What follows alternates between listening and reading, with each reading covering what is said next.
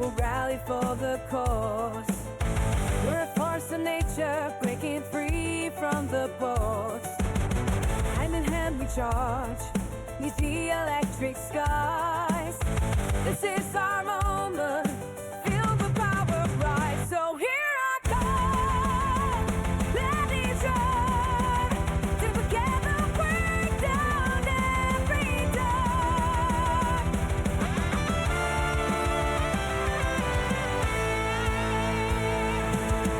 It's a fire we ignite, we'll take the stage tonight. Rising up like thunder, bringing dreams into the light. Together we stand strong with our hearts in the fire. This is our anthem, united we take flight. So raise your voice, let it run. Together break down every door. Breathing echoes of our laughter, hear the power grow. With every step we take, let the whole world know. With the rhythm and the pulse, the heartbeat of the night. With our dreams intertwined, we'll keep the vision bright. So let's ignite, light the flame. Together we rise, we're all the same. So raise your hands, reach for the stars. Together we'll shine no matter how far. With courage in our souls will rise from the ground. And in the spirit of the crowd, we're unstoppable, profound. No heaven to hold, it's just the will to be. Together we'll conquer with a team, you'll say. So shout it out, let your spirit go on. With the heart of this movement, the fearless and the style. With passion fueling fire, go through the night. Let the world feel our energy as we soar to new heights. So raise your voice, light the flame. Together raise loud on this flame. With balance and rhythm we push through the fight. Our unity strong, shining bright in the night. The heat of the moment with passion we cry. Together we'll make our dreams alive. So raise your hands, reach for the stars. Together we'll shine no matter how far. With the courage in our souls to rise from the ground. In the spirit of the crowd, we're unstoppable, profound. No limits to hold, it's just the will to be. Together we'll conquer with a team, you'll say. Shout it out, we cross the lines and it's a freedom. With the voices of a generation ready to roll. Together we're strong and unstoppable group. In the heart of the fire, we'll see it stay through. What's going on, everyone? Happy Saturday. Welcome to episode 3 of the Real Talk with BigEMercer real streamer series podcast. Today we will be having two special gentlemen with me who I will invite very shortly. But we do have a couple things to talk about before we get into today's stream in the podcast. Now, first things first, we have a couple events coming up, you guys. So as of today, we have episode 3 of the podcast, which the podcast will be uploaded to my YouTube channel tomorrow by 5 p.m. Central Time. So if you missed the VOD, it'll be live in full detail on my YouTube channel. So go check it out. Go check out episode 1 and 2 as well with Vinny and Chew for episode 1, and then Mo and Squid from episode 2. Show everyone some love, you guys. It's always appreciated. And so for the events that are coming up, we got episode 4 coming next Saturday. Working on some details on that one still, but episode 4 will be coming next Saturday. After that, I'll be taking 2 weeks off the podcast. That way I can sit down and actually really dive into these last 4 episodes and work on making clips and everything and posting them on TikTok and YouTube for shorts. And then episode 5 will return on the 21st of February. Details to come soon on who those two will be. I'm looking forward to it, you guys. I already have the guests somewhat involved. We just got to correct it, what time, and if they are available for that day. Followed by my streaming anniversary. We will be celebrating it on. Let's see here. I have it for the 8th. But we're going to be celebrating on the 7th. So, no, we are celebrating on. Yeah, we're celebrating my streaming anniversary that entire weekend. So, first things first, that Saturday stream will be episode 1. No. Saturday stream will be my anniversary. Hey, what's going on, Mo? How we doing, brother? So, the streaming anniversary will be the 7th. It'll be Saturday the 7th, my 2-year anniversary of streaming. So we're going to be celebrating that. And then episode 1 of this Real Talk with BigE with just me and any special guests, not non-streaming series, will be on the 8th. And then my affiliate anniversary is on the 21st of April, and we will celebrate on the 25th of April. So, with further ado, you guys, those are all the events that we got. And let's get these guys in here and let's get this episode started. Now, let's get these boys unmuted and we will get going. What's going on, guys? What's up, everybody? How we feeling today? Feeling good, feeling good. Hey, Feeling good, man. looking handsome Riding as the snowstorm always, out. my boys. So first thing first, you guys. Thank you guys for being a part of episode 3 of the podcast. I'm going to have you guys go around and introduce yourselves and kind of talk a little about you, and then we'll dive into the questions. So we'll start with Inspirez in the middle, at least from my side. All right, well. I think he's in the middle for both of us. Okay, cool. Yeah, Just I just want to make sure. I'm having like a small technical difficulty right now, so I have you guys on my stream, but I just can't get my camera on my stream. So, yeah, so I don't have it. If you want to go first, real quick, while I try and figure this out for 30 seconds, I'd appreciate it. Sure. I'll take it, brother. Thank you. What's up, everybody? I'm OGHavocHunter. We're good. I am 33 years old. I've got a wife and 3 kids. I'm a military veteran, and I stream whatever game tickles my fancy for the day or week or whatever. So I'm excited to be here. I've met both these gentlemen through a beautiful community called Zero Horizons, and made a great friendship, online friendship with these guys. So I'm excited to be here, and excited to be a part of Big E's adventure with this podcast streaming and everything like that, and being a little vulnerable and giving you guys some answers to some questions. So happy to be here, man. Appreciate the opportunity. Of course. Inspirez? All right, we're good. I'm locked in now. All right, let's go. My name is Inspirez. I'm about to be 35 in like 12 days. I'm going on. I'm about to hit 4 years and almost 5 months sober, man. From alcohol. I give glory to God. Jesus is King. And I just want to, I'm excited to be here. I definitely thank you, Big E, for inviting me on your podcast. I'm super excited to speak, and I'm excited for this episode. It's going to be a banger. All right, love that. Also, happy early birthday, my friend. Thank you. Oh, yeah. 35 going on 21. Never felt better. Come on. W's in the chat. Man, I'm just kidding. Man, I'm the baby in the group right now. This is fucked. It's good. All right, gentlemen. Let's start with the questions, if you guys are ready. We're going to start with Inspirez first, and then we'll go down. So, what got you into wanting to become a streamer? All right, this low key is one of my favorite questions to answer, because I remember, like I said, for me, mental health and sobriety and God is just so important to me, and I remember the day I got sober. I remember crying when I went to work. I remember I came back, and a buddy of mine, his name's Michael Harris. He's the one that helped me get sober and change my life. So I did, right? I did. I got sober. I gave my life back to God, and I changed my life.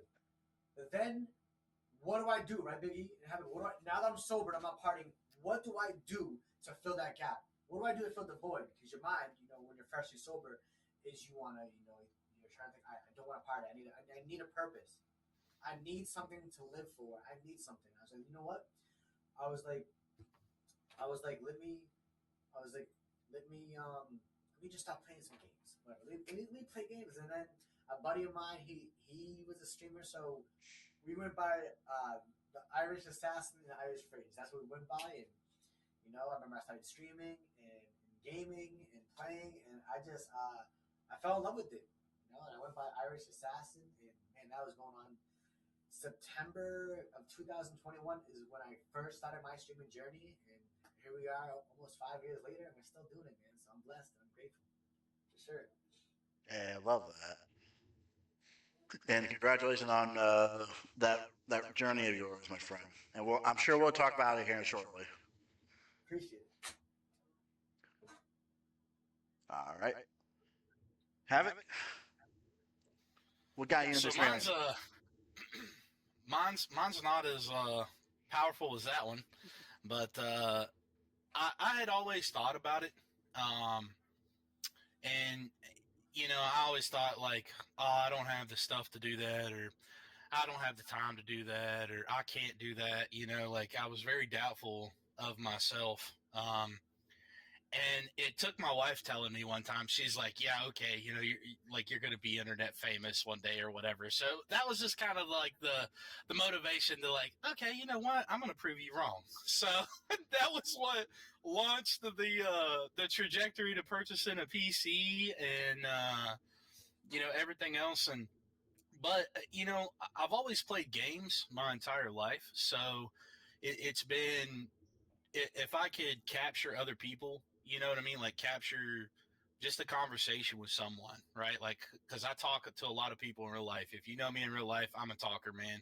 I'll talk to the old dude in the aisle at Walmart and we'll talk about why the grass is green, like, so I like people, and streaming is a massive way to reach people. So, I took that just as another communication outlet, and, here I am, this is where I'm at. So Love it. We'll talk a little bit about why I wanted to become a streamer. Mainly, I just want to bring the good vibes to people. People have things that they want to try to get like away from, and I want to be their source of. They can come here and forget about whatever they're dealing with for as long as they want to come in here for. Hopefully, I can make their day better by making them smile or make them laugh or whatever it is. Maybe it's just the good vibes we have. Whatever it may be, that's my main goal of any stream that I do, is why I want to be a streamer, was give someone a place to just, you know, just wind down and just forget about whatever they're dealing with. Be like their uh, background, their distraction. There it is. I want to be their distraction of whatever they're dealing with, whatever they're dealing with in their life. Now we talked about this a little bit before we went live, but I want to know, how long have you guys been streaming for?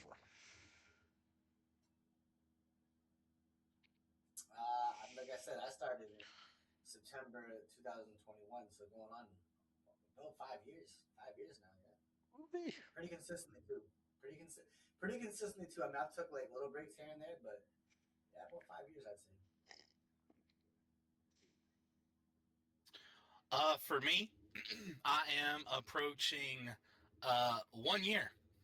So I have not been doing it that long. I started in, what was it, February of last year. So my 1 year of streaming is next month. I think Valentine's Day Hey, was when let's I go. started it because I was home off of work. So it's a good, easy remember, calendar reminder there. So And you, we talked about it a little bit before we went live. That you said that you're how many followers away from your goal before exact yearly? I am 12. Yeah, I am 12 followers away from a personal goal I set for myself of 400 followers by my affiliate anniversary, which Affiliate. is in May. Okay. Yep. So So if that we have is if what. you have not followed this gentleman, please give him a follow. Go check him out. He's a vibe, and we're gonna let him talk Appreciate about that. what his streams are like here in a little bit. Um, so let's go and do. Actually, for me, it'll be 2 years on the 7th of March for me. So it'll be two Let's full go. years uh, around that time. So yeah, Appreciate that follow, Derek. Thank you. hey, let's go. Now I want to know what you guys' origins of your streaming name. Let's hear it. I think mine's pretty straight up. Yep. Yeah, I think for Inspirez, I think I just try and take my story of, that it doesn't matter, how bad you fucked up in your past. It doesn't matter the road that you walked before. That at any day, at any time, you can just change your life, and you can take your story and inspire somebody with it. So that's what I try and do, not just through my words, but besides but through my actions. So when people see my name, I want them to, know that it's possible. And I still fall short. I'm not perfect. I still make mistakes. I still struggle with things. I'm not perfect, but I definitely try to be better than who I was before. So that's where I got inspired from, and I love my name, and I try and stand on what it stands for. It's definitely fitting.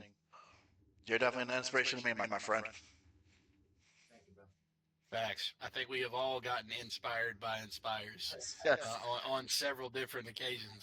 I completely agree with that. Uh, for me, if you've ever made a stream of mine, you know that my house can be complete and utter havoc. So, I've got 3 kids and I've got dogs, and me and my wife might get into it after arguing or whatever. But, and if you know me in real life, like, my luck is just trash, man. So it's always something.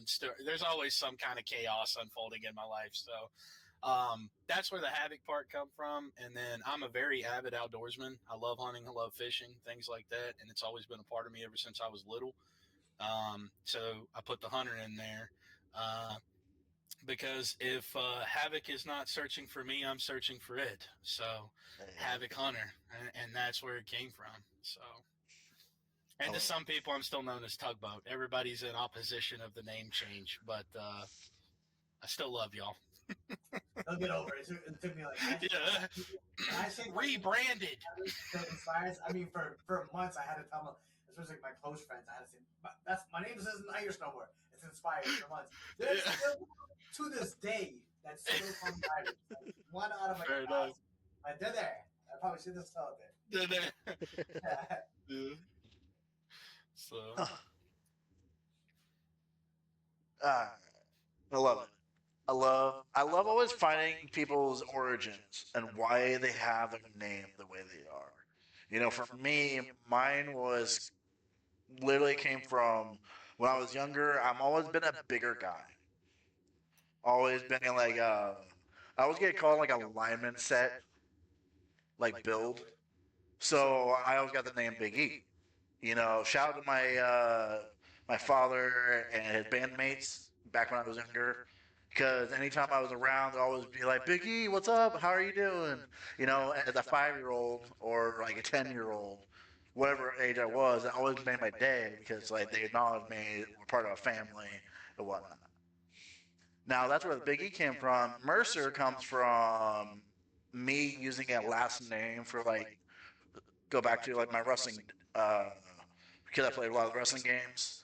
One of my buddies and I, we sat down one time. We're like, all right, we need to like actually come up with a wrestling name for our guys.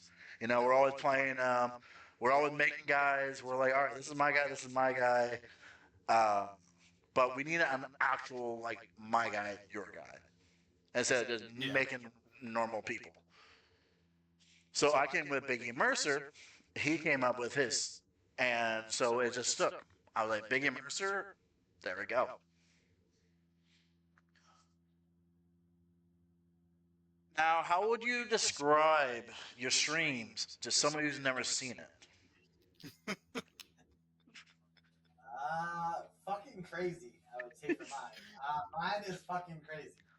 I would say mine, for the most part, when I feel like my stream do a lot of different things. So I mean, you can obviously catch me playing Call of Duty. I like to play competitive.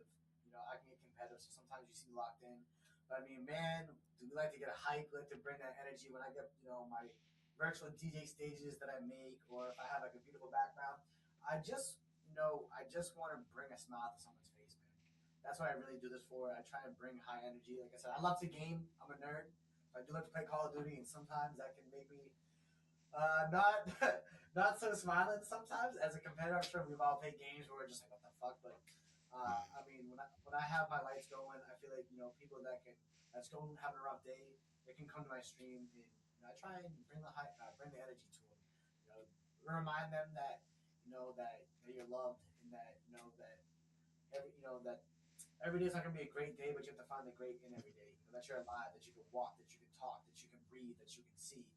Small things like that you have to appreciate in life. That how blessed that we actually are, because there's so many other people in worse situations, and I feel like we overlook that a lot. Sitting where we are, sometimes we get greedy. Sometimes we don't really appreciate what we do have. I can definitely say sometimes, that sometimes, like, I don't thank God when, great things happen, but then, like, I get upset when bad things happen. So one thing I just try and remind people is, be grateful, be happy. Life is great. Even though some things don't go your way, just be grateful that you're alive, and things will work out. Just keep working hard, keep believing in yourself, and never give up. Facts. Love it.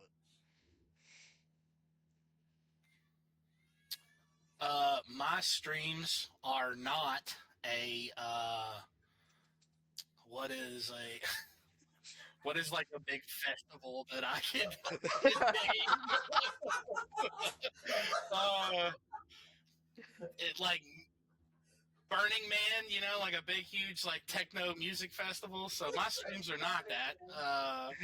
But no, Inspirez is the first time.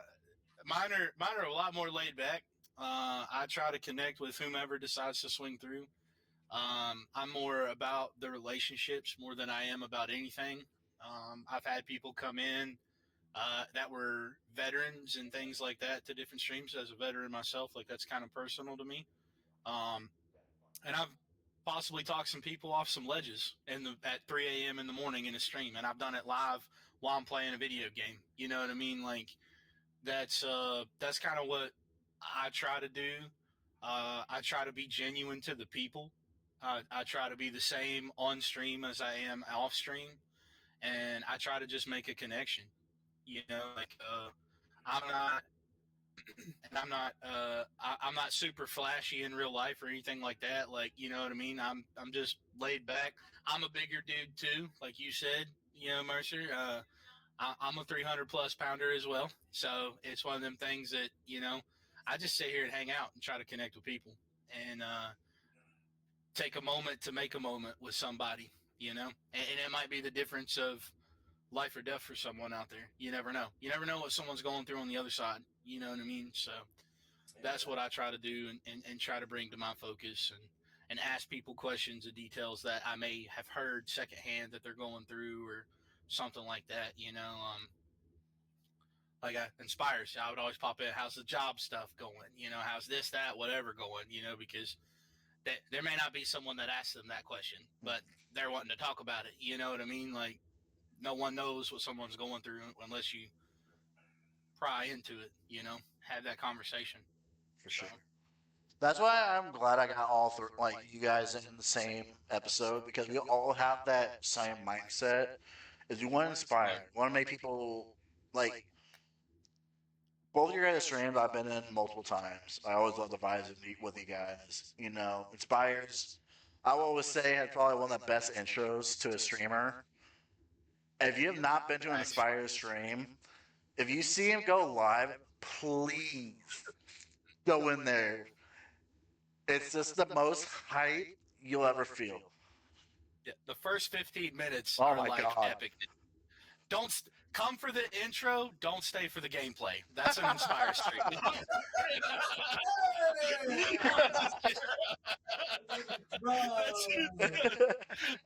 That's all love, brother. That's all love. I ain't ever resin you ever again, bro. That's all love. That's all love, man. But we all want to inspire someone. We all want to make people's day better. Like you said, Havoc. You said that you don't know what they're going through. Yeah. So you always want to, when they come in, you want to just make their day positive. Even if they are having a good day, but you don't know. You don't know they're having a bad day or a good day. You always, but at the end of the day, you're the streamer they come to. It's up to you to put a smile on their face. They chose the time to come to your guys' streams and our streams, and whoever streams. It's our job. It's our motivation to make people's day better. And I think that's why I'm glad to get to do this. I'm sure that's why one of the main things you guys love to do is just put a smile on people's faces. So I live for it, man. Yeah. Love it. I love it. Now, have you always wanted to become a streamer or content creator? What finally made you decide to do it, and how do you overcome any fears that you have? For me, I mean, I feel like a lot of people can relate to this. As a kid growing up, I've always been a dreamer. I've always wanted to I've always been, I wanted to be. That's when I was younger. I wanted to be a firefighter. When I was like a 7-year-old kid, I remember literally when I was in my apartment in Boston, I used to have these 2 fire trucks, right? And literally, this video would play of the fucking fire trucks coming out on like VHS, and I'd take my little fire trucks and I'd with my hands and drag them across the floor because I don't know, I was just a crazy kid. And then when I was in high school, one thing a lot of people may or may not know about me is I used to be a musician. I used to be a hip hop artist. I used to write, record, perform, and it all stems from me being a poet. I used to write a lot about poetry because let's get on a little more personal note here. Growing up, I didn't have the best childhood. I had, not the best parents growing up. They weren't the most loving, and so I struggled with a lot of things as a kid. Looking at parents who abuse drugs and abuse alcohol, and weren't always there for me as a kid. So there's a lot of times where I was lost, and a lot of times that I didn't feel love or I didn't get looked out for, and that's why I feel like I made a lot of bad choices. Especially during my early teen years and my early 20s because I really didn't have much guidance. God bless him now. But so when I was making music, I was rapping about that. I was rapping about getting being homeless, trying to make it out, trying to overcome the odds, and just wanting to blow up, wanting to be bigger, wanting to sign a rap deal. And then I stopped doing that, and then I wanted to become a semi-pro kicker at one point. Did that for a while, and then after those years was a lot of just partying, and luckily, by the grace of God, I got sober and cleaned my life up. And then, like I said, in September 2021 is when I got sober and started streaming and gaming. And just ever since then, I fell in love with this. I love streaming. It's not only just saved my life, but I feel like I've been able to do amazing things with it. I feel like there's days where I can use my stream to entertain people, to make people's day better. We recently had a tournament last week where we raised, as a community, we raised $1,300 for Boston Children's Medical Center. We've raised over $5,000 in 5 years. Which shout out to my community. That's all them. And shout out to God for making this all happen, giving me a purpose in life. I'm just grateful to be alive and to be here on this podcast and speak about my experiences with BigE, with Havoc, and all of our communities here tonight. It's awesome. It's awesome. I just noticed something. Inspires he's got R2 chats shared. Your little logo on the side is not with ours. Who's that? All right. While I do that, I'll answer the question. 3-part question here. So, the vibe Vine, if anybody's old enough to remember Vine videos, Right.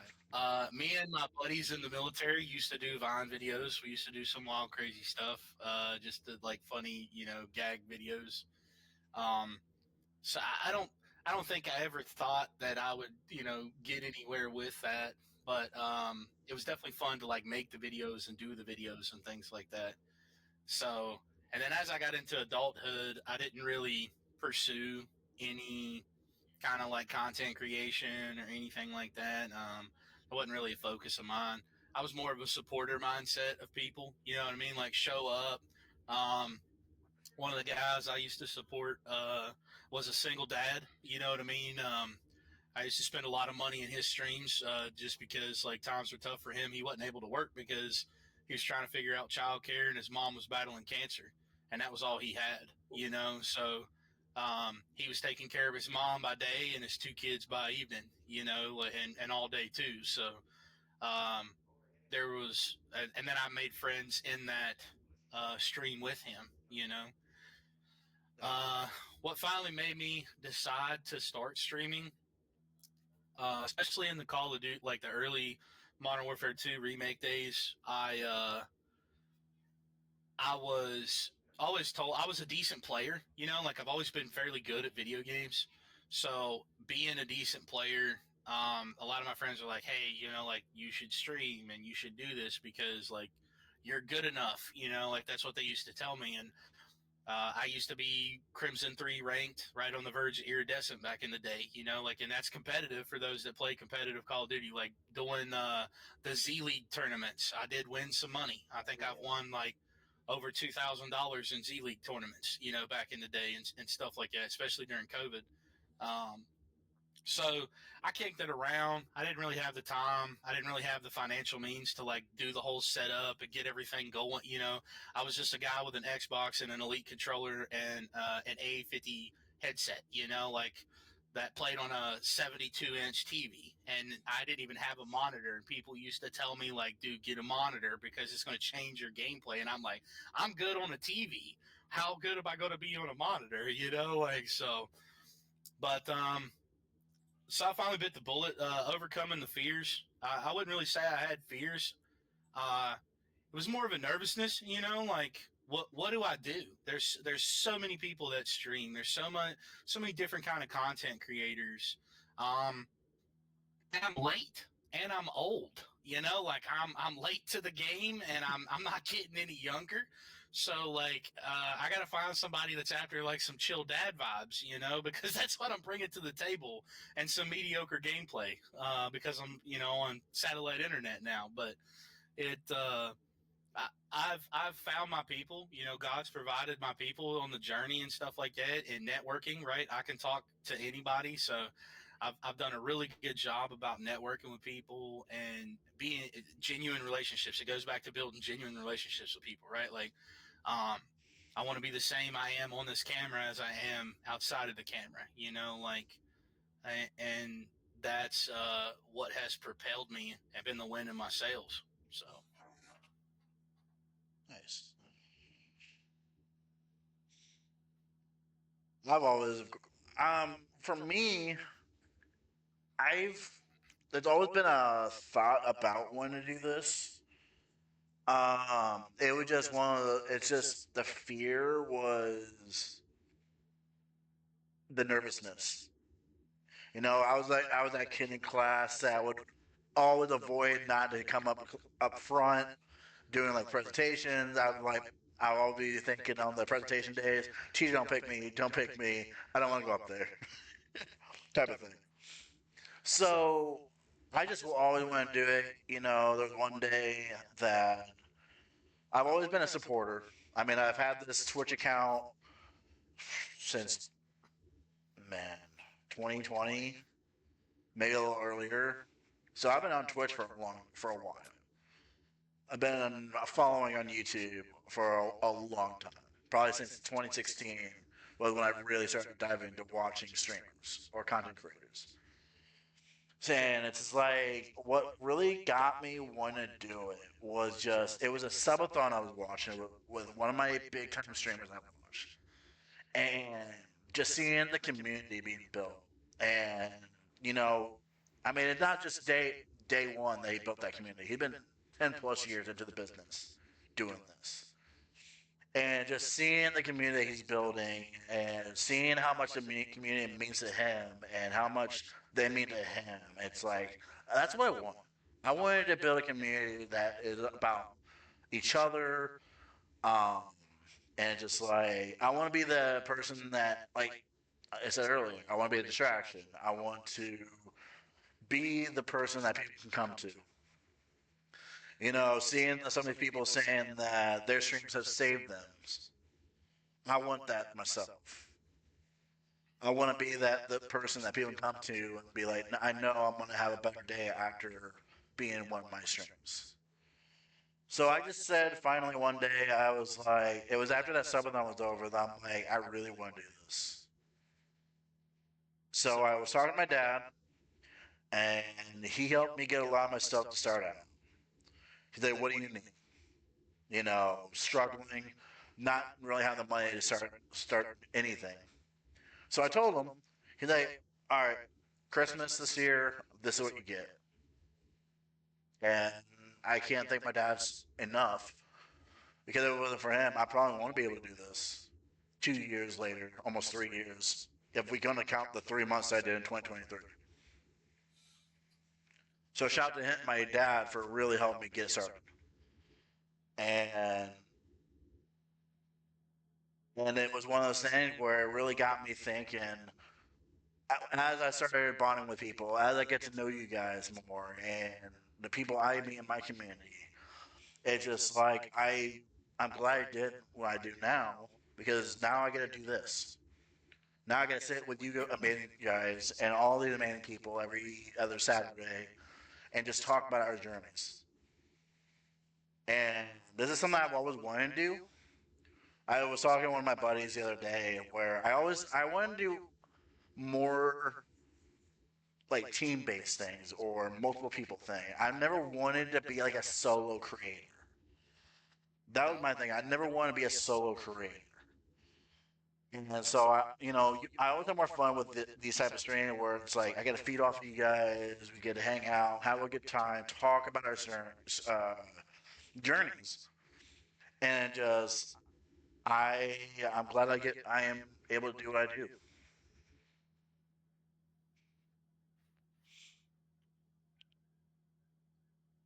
So when did streaming start to feel real to you guys?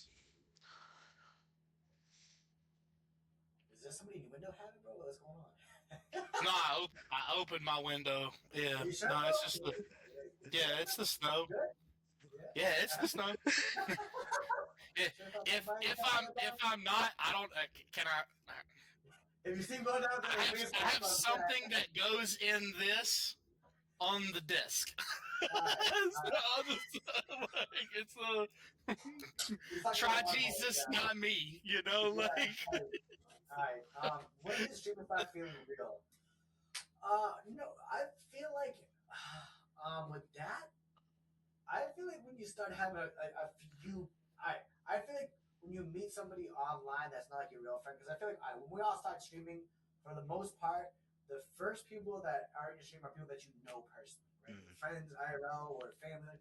So when you actually have strangers coming to your chat, someone you've never met, they come to your stream, you're like, oh shit, all right, so like it's possible. Like, I can build a community. I mean, I still have people who have been on my streams since 5 years ago. I mean, that's very, as we know, that's very unlikely, because we all know some people, they stream for a month and they quit. They might stream even longer and they quit. So to have, like long term, supporters like it still feels real. But yeah, to answer your question, I would say when you meet someone that comes to your stream that you've never met before, and they come support you and they like your content, they want to play, or they want to be in support, like that's when it started feeling right for me. I'm like, wow, like I can actually do this. Like I can actually be a streamer and entertain people. Like, this is cool. It's different. I'm gonna piggyback with what Inspirez said there a little bit. Like the very first raid that I ever got was just a random person that I didn't know. I had one of my buddies that I used to play the Z League tournaments with, Clonks. I had a friend of mine's wife in my stream, and I had my wife in the stream.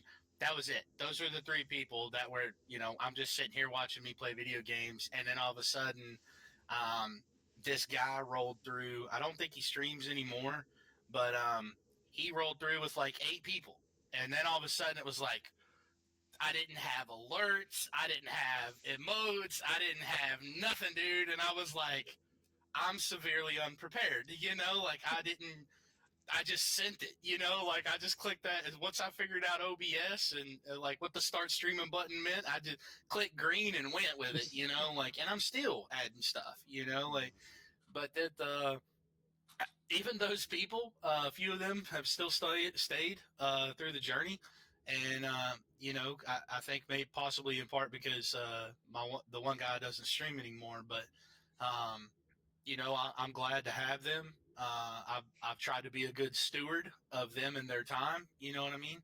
And just like I think any of us should with our viewers and friends that we have that take time to hang out with us. So, but that's I would say that was my real moment. That first raid, that come in there. I was like, oh snap, okay, we got this. So Yeah, I still remember my first raid. It was actually from a girl named Gigi Sinister, and it was with 11 people. And yeah, I remember having the excitement, right? Remember like the excitement that you felt, like that's what Yeah. it felt like. Because like I always only have like 2 or 3 viewers at a time. So when I see it out to 14, bro, I'm like, Yeah. I made it, mama. I hit double digits. I was like, I hit double digits. What? Like. Yeah, I know I think that raid for sure. How when you said that, I can relate to that. That raid was Yeah. for sure. I'll definitely go with my first raid as well. Um, for me, first raid, when you get those people that comment to your stream and they come back and continue to come back, when you got some people that are like, okay, I know if I go live, they'll be there. Um, and another thing before we go to the next question is, I know there are people out there when they feel. I don't know about you guys. I don't know if this is coming to your guys' chat when you get rated, but when you get rated with like, I don't know, 1 or 2 people and they feel sorry because they're like, oh, I'm sorry, I wish there was more. I had more that was in my stream, but only these 2 joined me. And it's like, in my mind, you chose me to still rate to. Yeah. I don't care if it's just you rating to. Yeah. You don't have to apologize for nothing. I'm No. grateful for Yeah. The thing is you chose me out of any other person that was online. I'm sure you have at least 10 people that you could rate it to. And it's like, you chose me, which is an honor in its own. Yeah. So to those that are rating out and whatnot, which you should as a streamer, show love to the next streamer. Never feel sorry. Even if you are having a slow night, you have 1 to 2 people in your stream. You're still getting those people. You're still bringing those 2 people with you to someone else, and that's more important. Is that you chose us to stream to rate to.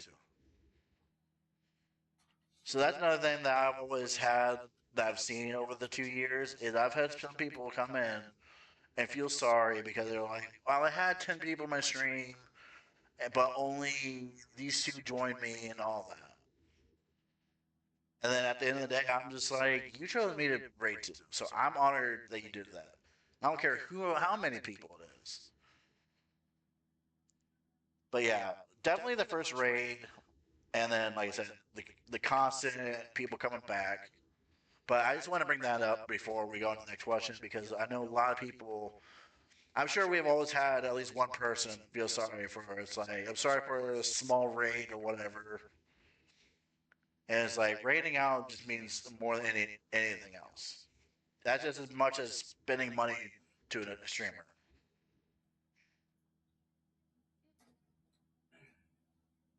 Now, what was the first moment that made you feel proud to be a streamer? First moment that made me feel proud to be a streamer.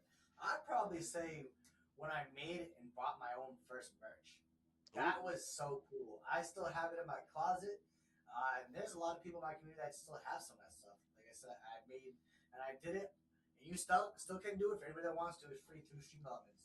You can create your own merch. It's pretty easy as well.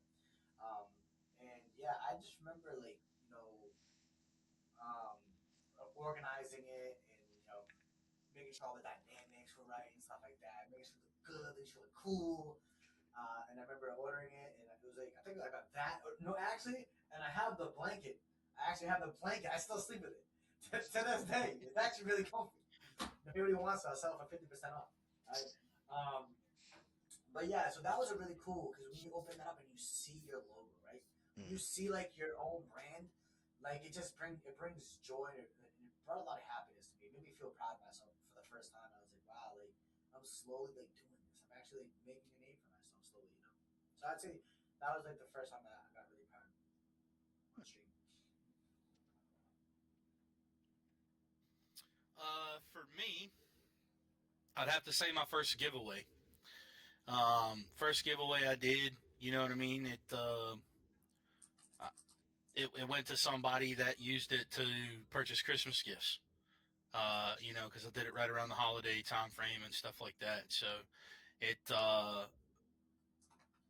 that was cool, right? Like that, and that showed a lot of appreciative. Like they appreciated that significantly, So that made me feel really good. Uh, and I would say that's probably a close second to that is the one guy that like I talked off of the ledge of suicide one night, and he was from Australia. Like I'll never meet that dude in person. You know what I mean? But I spent 6.5 hours talking with him through this platform. So that, those two things for me made me proud of, just being here. And those people sometimes make streams, sometimes they don't. Like it's not even about that to me. But when they were there, I helped. Like I was a part of helping them get through something that may have been a challenge or something they saw as a challenge or a moment they seen or faced, that they didn't feel that there was ever going to be any help to get them out of it, So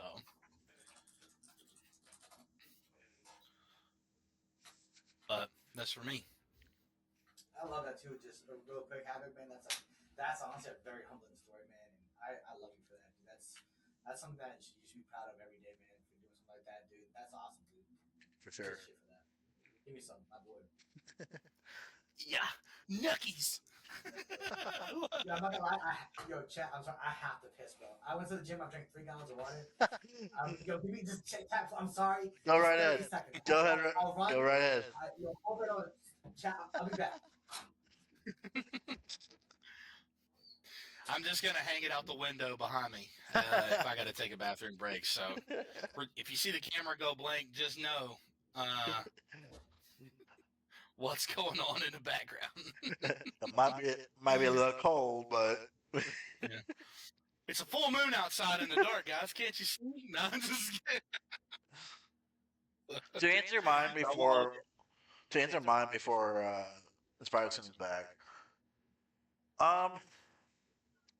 Man, I will say the first time I had someone come in here and say that my stream made their day better. Because like I said, that is my main goal in every of my streams is I want to be a distraction. I want to make someone's day better. And I think the first stream, I mean nowadays I have a lot of people do it, but the first time I had someone say that meant a lot to me.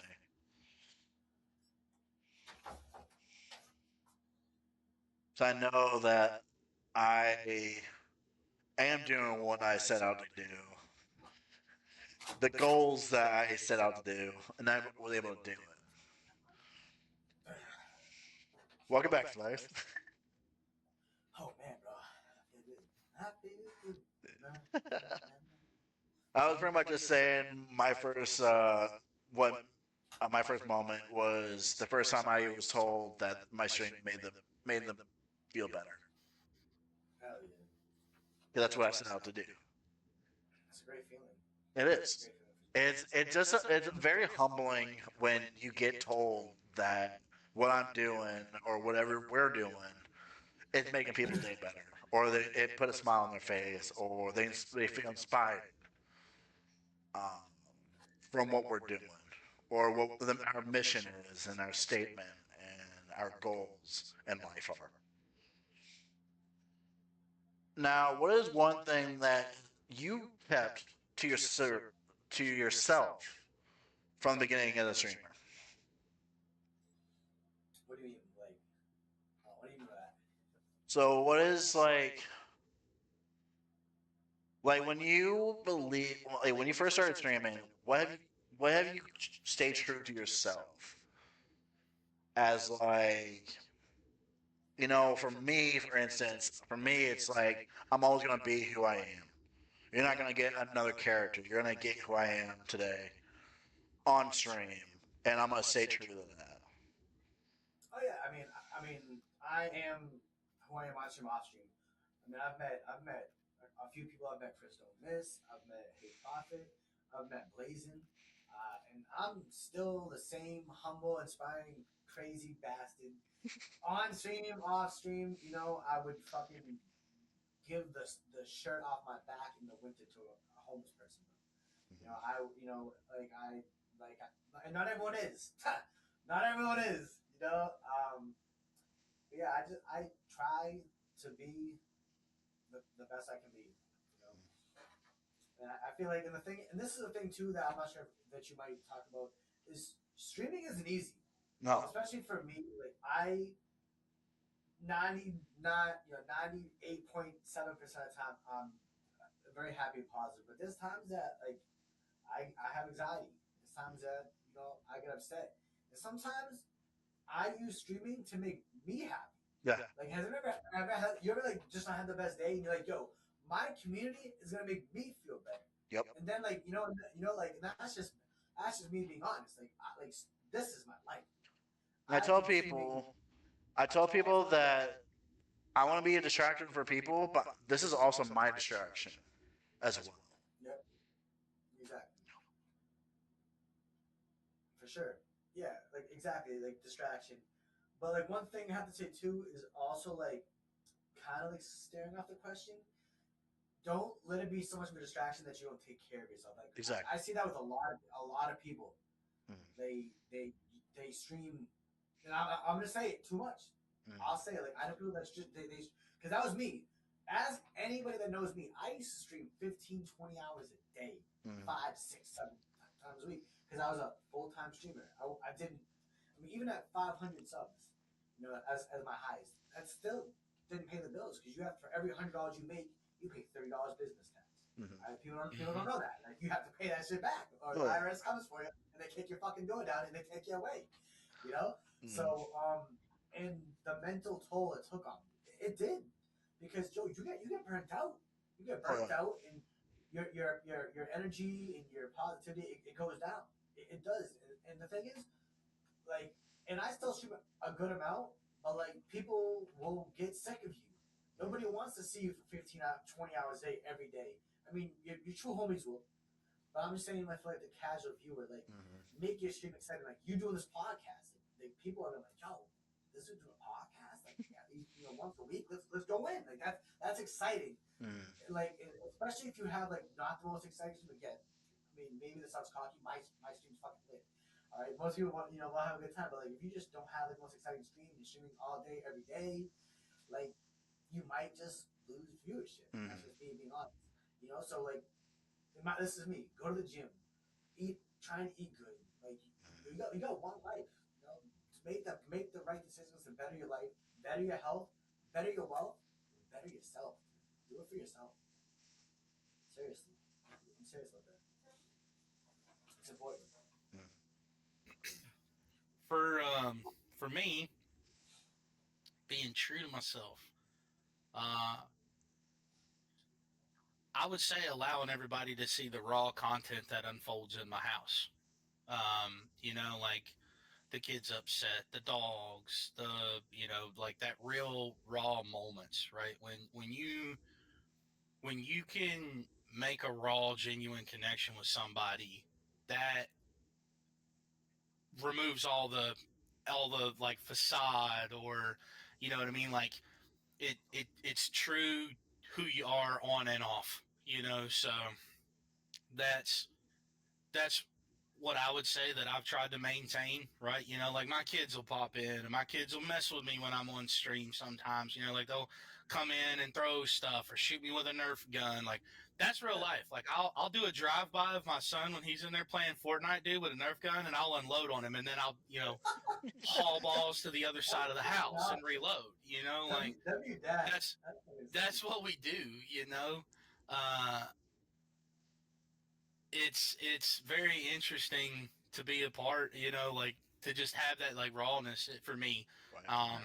That's what I'm about. The gameplay may be good, the gameplay may be garbage, but one thing that isn't is my entire life is true to a dumpster fire. That's why I've got a dumpster fire emote. Like it's just one of them things, man. The strongest steel is forged in the hottest of flames. So like that's why I just try to be um that way. For sure. Inspirez, can you talk real quick? Yeah, well, I think it's on my stream, Mm. so I think we're good. Okay. We're good. Because I turned you up a little bit just in case. Right. Yeah, I've got him turned up as loud as he can go. Okay. In the thing here, I got him at 200%. Yeah, turn me up. Turn you up. Turn down for what? Come on. Where's the Inspire? Hold on. Is it better now? Okay. Thanks for letting us know, I know Ragnar. they're there. Hold on. I gotta find them. But, what you gotta? I see a smile on Havo's face. I'm nervous. I'm sweating like recording him. Oh, no. I'm trying to get to your emotes. I hope it's not the piss one, bro. Oh no. It's not the piss one. I was gonna do the hype, the like turn up with the flames, Yeah. but I can't get to it. It's better now. Yeah. Appreciate the comms, Rag. Thank you, sir. So, what has been the hardest part of your streaming journey? The hardest part. I would say the hardest part for me is the hardest part. I would say I don't let it get to me much anymore, but it does sometimes. And a lot of us deal with this. Is sometimes looking at the numbers, and not even like the money. It's just the viewership. I'll be the first one to say, dude. I mean, I've seen my viewership go up and then quadruple, and then I've also recently seen it, get sliced in half. And sometimes you just think, is it me? Is it my content? Is it my gaming? I think streaming as a whole, just in this world with all the fucking crazy going on, has taken a hit. I mean, I've seen not only from just like other streamers like us, but like bigger content creators as well. I've seen their numbers slashed as well. So I feel like that is definitely one that can sometimes like discourage me or get me down. Or when I'm not playing the best in Call of Duty and I'm looking like a below average gamer. I don't want to be a below average gamer. I want to be an above average gamer. Like OGHavocHunter. I want to be good. I don't want to be below average. I don't want to be bottom fragging. I want to be the best looking on stream. I mean, not that that matters, but I mean, I want to play the best and I want to do the best that I can. But in all seriousness, I would. But like I said, now like I've used kind of like the inspiration part. Like, all right, even if there's only 3 viewers in here, as long as I can inspire one person and make one person's day, who cares? That's what. This is why I stream. This is what I do it for.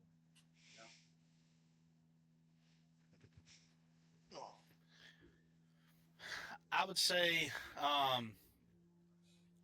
for me, it's balancing work, a full-time job, right? That sometimes demands after-hours support, a family, a faith journey, and then trying to bond with people here.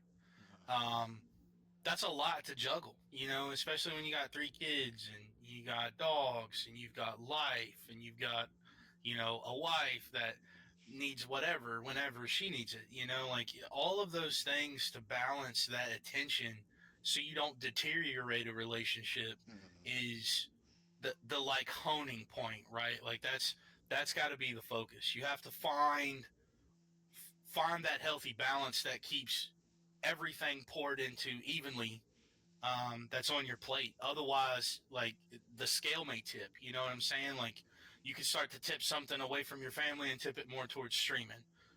Has that happened to me? Yes. Like I've sacrificed time with family, or I've prioritized like, hey, I'm not I'm not going to church today because I'm sitting here and stream because I had 15 people watching, yesterday. So I'm gonna hit it again today. And then there's one, like different things like that. Or it's like I'm skipping my nephew's birthday party because I had 8 people gifting, whatever last night. So I'm gonna do it again today.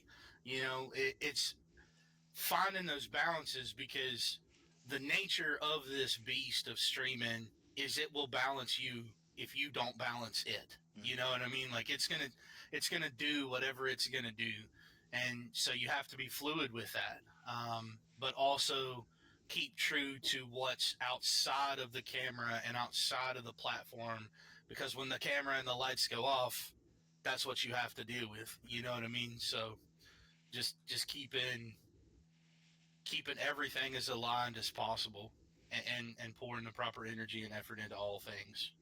That would be my answer. For me, mine is just keep it up on a schedule. Life can be. The thing is when I want to start, since I wanted to start streaming and to now, I always feel almost guilty if I miss a stream. Especially if I tell people, hey, I'm going to be live at this time. And then it's like, oh, and then you just don't. And then the whole time, because you're dealing with whatever that kind of came up, you're all like, man, hopefully they are understanding. Hopefully come back next stream. Hopefully I don't lose those people. Because that's what is also the hardest part is you're scared of losing people. You want to see your numbers go up. You're scared to see those numbers go down. And I think that's my hardest part is getting a schedule that I can stay with.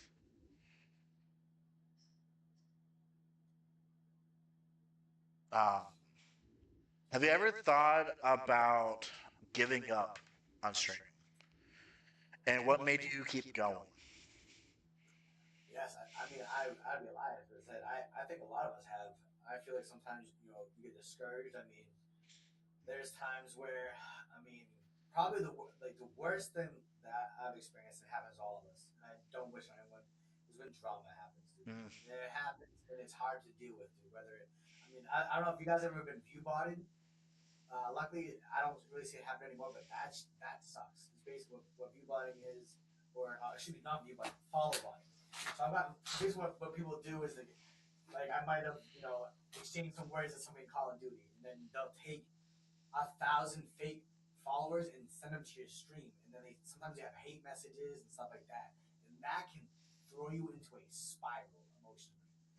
Between that, sometimes you meet someone, you start playing with someone, you consider them cool, and then they do or say something extreme in your stream, and now you have to get rid of them, and now they're mad at you, and stuff like that. And so sometimes that can kind of just make me say, it's like, damn, it's like dealing with this drama, dealing with this negativity. I don't want to stream no more. I don't want to deal with it. But for me, I know what I like. I know that my journey and my past and my story. I know what it brings. So no matter what negative energy comes to me, I know what I put out, which is positive. So through all the bullshit, I know that my positivity will always overlook the negative stuff that happens.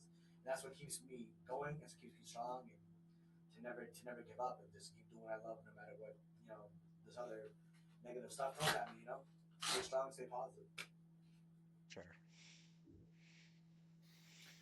I would agree with Inspirez on the point of like having somebody or like someone you want to stream or play games with, and it like they saying or doing certain things that just like drags your quality of content down, or what your personal standard is for your stream, right? Like if you don't, I'm not.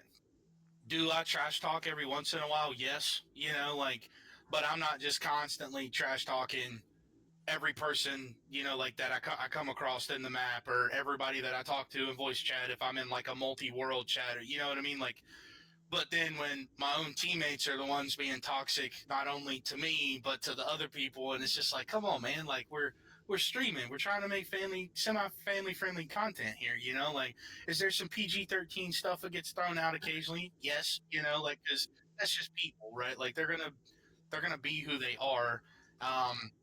But if they have a true respect for you and your content, right, they're gonna honor you as your count, like playing with you and that audience, to keep your stuff genuine, right? They're not gonna try to steal your light in the darkness, kind of thing, So, and that's something that like I think joint ventures is also finding the right people to do joint ventures with, right? I mean, like me and Inspirez have played like we're great communicators. The two of us are great communicators, right? We've gotten wins and games together off of like good comms and good gameplay because 90% of a battle, especially in a gun, like a first person shooter, communication, good call outs. This is where they're at. Are they really one shot? Like, or are they fully plated and I'm running into that? So, and so like those are good comms, But like, if I'm just like constantly in the background, like Inspirez, bro, like hit your shots, man, like you're trash or this, that, like do better, dude. Like he's not gonna want to play with me. He's not gonna want to support me. Like that's just gonna bring the quality of his stuff down the same as mine. You know what I mean? So like I'm not gonna let my stuff stoop to that level, nor would I want to bring someone else's stuff down to that level. And I've cut playing with certain people that do that. Like there's some guys that we're super cool in real life, but I won't play video games with you, because you just generate a toxic environment, and that's not what I want. And because of that, I've not streamed. I will say I haven't streamed when I play with them when they're like, "Hey, bro, like let's get a game in," and I'm like, "Okay, cool." And then I spend an hour or two playing with them, and I get off, and I tell my wife, I'm like, "Man, I shouldn't have done that," like that was irritating or frustrating or whatever. But then there's people like Inspirez and Ragnar and Ragnar's son, like a couple other people that I can sit here and stream for hours with because we're good communicators. We make good content together. We're a team, like, and then we're reaching like we're similar type of streamers, so we engage with each other's communities well, like, and that's that like bonding. And because of those moments, that's why I continue to do what I'm doing, right? I draw the strength from that, not from the weakness of the bad. So I look to those moments of the people that you play frequently with, and I would say that is a big contributor to um, streaming. Find a good core group of people that's not after clout, that they're after genuine gameplay and genuine moments, and creating those with each other. Um, I think that's what it is for me. I'd say the boys I play with, they're very passionate. They're very passionate and very competitive, but they're good guys. And sometimes we get a little hot when we play Call of Duty. But I mean, like I said, man, when it comes down to it, these guys help me raise $1,800, $1,300 for charity, man. So yeah, we might do a little bit of trash talking and have a little bit of fun sometimes. And like I said, it's fun. It's fun. There's a healthy balance to it. You know what I mean? Like it's knowing. I'm calling people below average gamers. Yeah.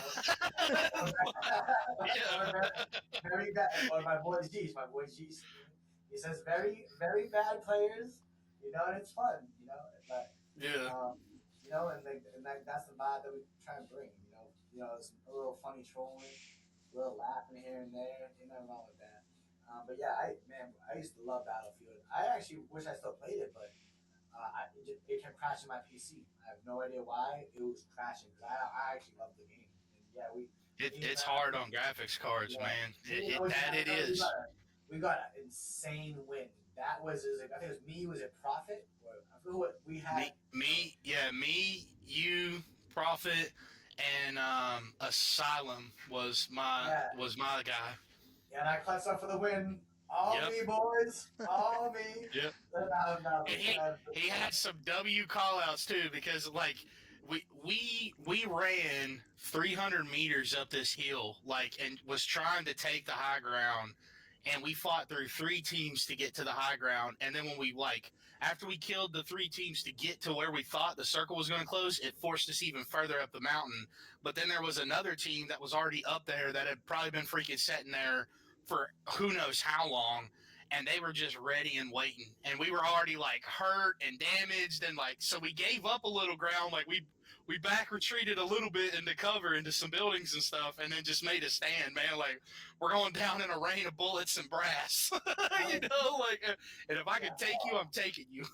I would say, and I mean this. I didn't say it to my boys. I would say that was probably the greatest battle royale win of any COD, that was because it was so intense, and like I said, the communication and the passion and the energy, like I said, the gameplay, like when you have that energy and you're 5 minutes team is you're calling out and you're just so into it, it makes it better for you, but it makes it better for your viewer. Oh yeah, because you're watching a movie, they're locked in. Things exploding everywhere. It's amazing for the viewer because you're so into it. They're into it. So it's like they feed off the vibes that you guys are having. They're like, man, I feel like we're in the battle with you guys. Yeah. It was. There were airstrikes and artillery strikes. I mean, bro, we threw everything we had at that team, and it went down to a 1v1. I think I had not one dude, and then it was a 1v1 with me and this one dude. And you guys were on the fence, and I was in the building, so they didn't. I had the perfect flank on, and just shot him. Well, and they did. That was the beautiful part. They didn't know he had retreated to that building because I pushed up because I thought they were flanking, and the dude that I killed was flanking. He was trying to get around behind us, but I caught him. But his other boy was off to the right, and I didn't see him because he was hidden. So when he come around the containers or whatever, my back was to him. But I shredded that dude. That was in front of me. I put him down, and then I was like, "Oh, behind me!" And he was like, "What? Where?" I was like, "Straight here." And I spun around. I put a pig on him. I'm trying to beat this dude as he's running. I was like, "He's coming right to you, dude," and he did, man. He jumped right through that window, and Inspirez melted him. And I was like, "Let's go!" That was a good moment, man. Yeah, it was. That was a good one. I don't think I've gotten another win since that, by the way, either. I've had some 30 kill freaking second place finishes that, but I don't think I've gotten another win since that, if I'm honest. We couldn't get over the hump of number 2 for whatever reason. Well, I think for my birthday, I'm going to be getting a new PC. So I think when I get my new PC, and I know they're supposed to do the Elite Series. I don't know when that's supposed to come out. I was looking forward to that. I think it's April. They're talking about it, yeah. I mean, it's smart to push it back. Like I said, I know they took a hit with viewership recently, but if they do it right and it comes out and it's even better, they'll bring it back in. Yeah. For me, when it comes to if I ever thought about giving up streaming, I have, just due to IRL. Sometimes IRL just makes you have a step away, and then sometimes IRL stuff may just keep you away from it. Early on in my return, I had a lot of personal stuff happening around May of 2024. I disappeared for all of June because of it. Came back. Well, when I left, I didn't leave Discords, but I just was not active at all. Not active in Discords and streams. I wasn't streaming at all. Then they had one stream in June. That was the first stream. And then the rest of the month I was gone, just dealing with a lot of personal stuff, a lot of IRL stuff, and I didn't know if I was gonna come back. This was right when I joined XL, uh, and I joined in April of 2024. So I joined them, and then literally 2 weeks later was when all this happened in my life, personal life. Left, well, didn't leave, but I just made a team actually in Team XL. And of course, it just all this happened right after. I was like, I'm gonna get dropped off the team and all this and that. And I was like, maybe just streaming just isn't it. Because what happened in 2023 was I had a lot of stuff happening around June of that year as well, and I just did not come back until following year. So what made me come back was, the whole time I disappeared, I was still having people messaging me, checking up on me, seeing how I was doing. And for me, early on, still in my career, in my streaming career, I just started back up in March, so I was still relatively new to everything. But I still had enough to where people were messaging me, being like, "Hey, you good? We noticed you disappeared." So that's what made me continue, because I'm like, I made those friends in a short amount of time that took the time of the day to check up on me, to see if I was okay. And I'll say to this day, if it wasn't for them, I wouldn't be here. I wouldn't have came back, because I came back in July, and then we went on this big resurgence. You know, hitting my first my follower milestone, hitting affiliate, all of this, and it just no, it was I hit affiliate in April, like a couple of weeks after I joined XL. I learned everything from certain people there, and then go from that, and then it just hit the follower mark, and just took off from there. But it was the fact that people was checking up on me that barely knew me. It's like, okay, maybe I need to come back. And now it's to the point where whenever I step away because of IRL, I'm learning to this day now that RRL is more important than this. And for the longest time, I just wanted to stream. But as time come and go, your viewership will notice. Your community that you bond with, your community that knows you, will know something's wrong. Like, they'll know if the energy isn't there, if you're not there fully, you can tell. And it just shout out to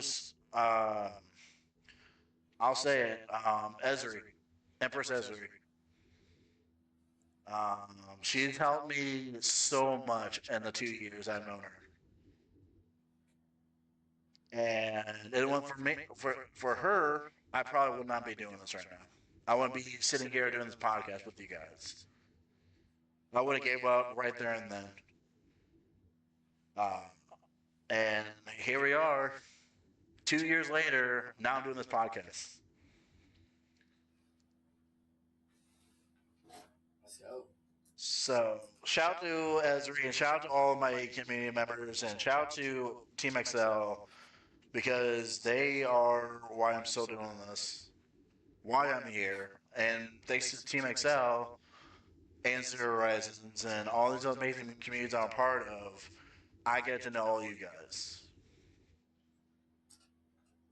And I think that's why I'm streaming, is I get to know you guys, and I get to continue to know you guys more, and I get to build on you guys more.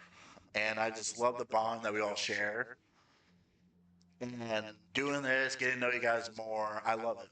and I love being able to do this. And I mean, it's a joy to do this, but it's also a joy to see people in Discord asking, "Hey, what's the next podcast? Hey, we're looking forward to the next podcast." And it's one of those things where it's like that makes me happy because like people actually want this as just as much I do. They love hearing the stories. They love coming in here and supporting, and that just makes me want to do these more. Me and Inspirez are sitting here trolling each other in the side chat while you're talking. Yeah, Sorry. yeah. Slow we're laughing about. He's hand holding emoji. I'm like, he's sus, dude. The whoa, hey. Whoa! Oh, man. Cue that Lil Wayne song. It's like calling you daddy. Mm.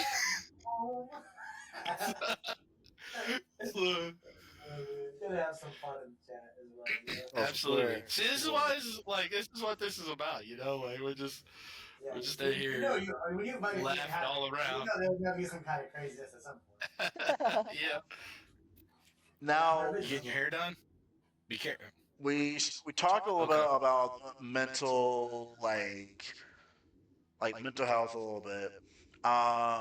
What is the biggest mental challenge of streaming, and how do you manage your mental health?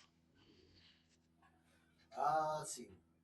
Right, so the mental health when it comes to streaming, I would say making sure that you are in charge of like your community and you are like responsible. So basically, what I would say and what I mean by this is everyone has different rules and regulations and what they allow in different chats and whatnot.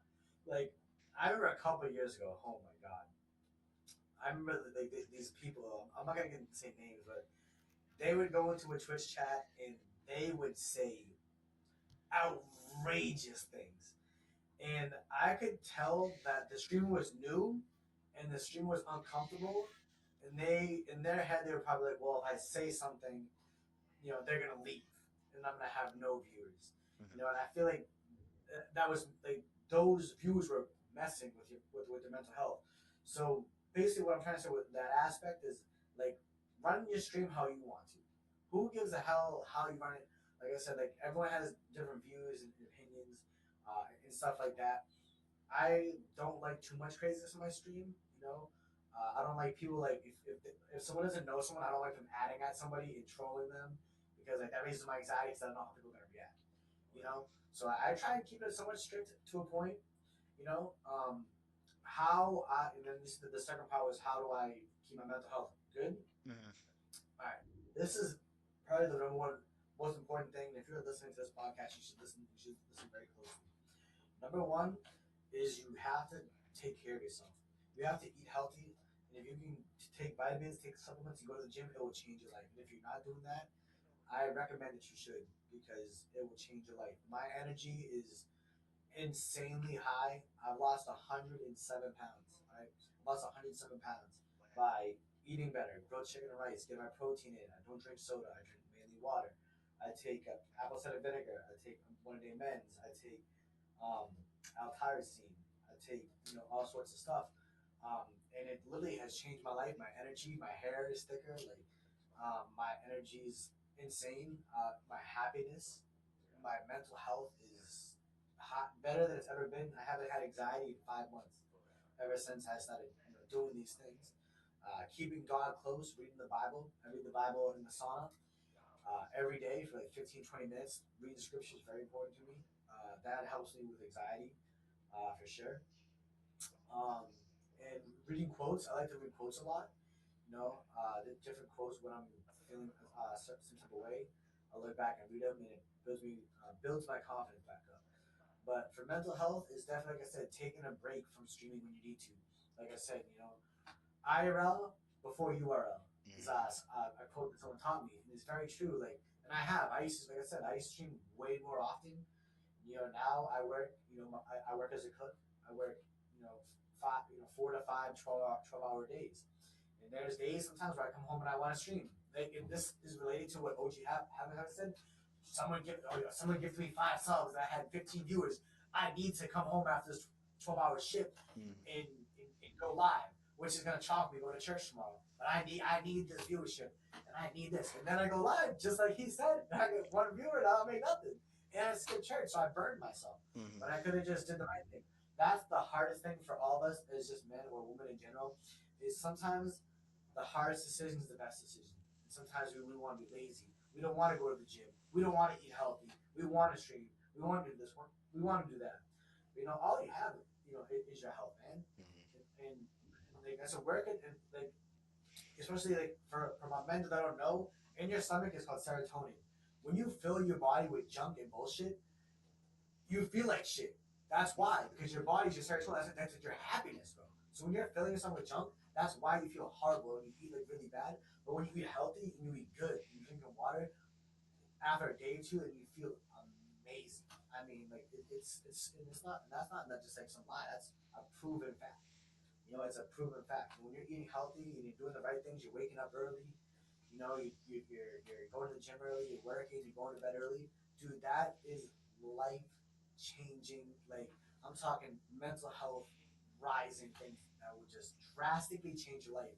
And I can say it because 5 years ago I was 300 pounds. 5 years ago, I was doing heroin. 5 years ago, I was smoking crack. 5 years ago, I was drinking myself, crying myself to sleep every night. 5 years ago, I was chasing women. 5 years later, I'm single. 5 years later, I've lost 107 pounds. 5 years later, I'm 5 years sober. 5 years later, I feel better than I've ever felt, and the difference is so significant that it's mind-boggling. It's catastrophic, dude. The difference. So that's the only reason why I can say this, is because I've been on both sides of the aspect. And to anyone listening, man, that's the advice I will give to you. If you want to learn more, come swing by. I will give you the tools that you need to make your life better. And I only say that, not I can care less if you follow or not. But I would love to help change their life that want to get on a better diet. I've gained a lot of muscle recently, and I've lost like 12% body fat, which is insane. And most importantly, like the question is, my mental health. I haven't had anxiety for 4 months, and I used to have crippling anxiety. And shout out to the Lord as well for that. That's a tough one to follow. My bad. I'm gonna do my best here, but no. So, um, I would say one of my biggest mental challenges, right, is making sure that you capture who you have, right, but not like in a hostile snatch and grab kind of way either. Like if someone's in your stream, and they haven't said anything or they're just hanging out, right? I ask, be like, hey guys, drop a chat, don't be shy, or if you've rated in, I'm like, hey, welcome in, Raiders. My name is, you do your little spit, my name is so and so, welcome in. And it's trying to make them feel noticed, right? Because if someone's coming from a burnt peanut stream, right, where there's 100,000 people in there, they're probably not getting seen if they're trying to talk. You know what I mean? Or like if they're coming from a larger creator or something like that, they may have been passed over, right?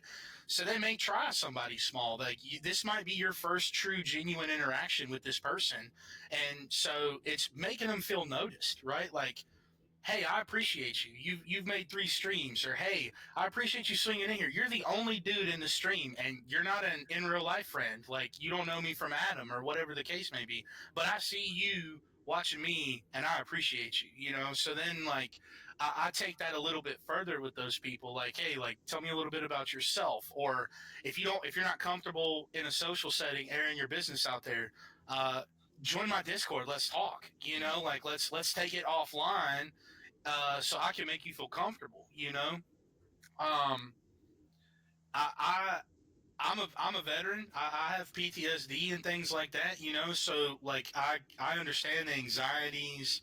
Some days there's just no gas in the tank, but like you feel obligated to come and sit and do this anyways, or you know, money's money's tight, and you're like, man, if I could just get in here and have a good stream, like in a week when the freaking Twitch payouts are, like I can make this happen or whatever. Like sometimes those things go through your head. what can I do now to generate extra income if money's tight, right? Those are real life problems that everyone goes through. And I don't care if you don't want to be genuine or true about it. Like, everybody has struggled with finances at one point, and the economy's not getting any better about it. The cost of living is up, but the wages you make is down, so it's like you're struggling to bridge that gap. Um, and that's its own weight in your mind, right? Like, and then if you bring that to your streams, you're going to bring everybody else down too, and now you've just created a vortex. And it could be one person you suck into it, or 15, depending on how big of a platform you have. So, and now you've created worry amongst other people that may not be necessary, right? Like, um, I I find it interesting when I talk to some people outside of this, like, they're like, "Oh, you look like you got all your stuff together," but I'm like, "Man, if you tune into a stream, you see like inside the house it's a dumpster fire," like, but I say that because it's like it's the good, the bad, the ugly, right? It's okay to have the good, it's okay to have the bad, it's okay to have the ugly, and that's a trifecta that's always going to be a part of everybody. So if I can give you my good and take your ugly, I'm going to do that. Like, if I can take your burdens or whatever and like maybe put your mind at ease, or like Inspire said, talk about a journey that I've been down that may help you out of a dark spot. I'm going to do that with you.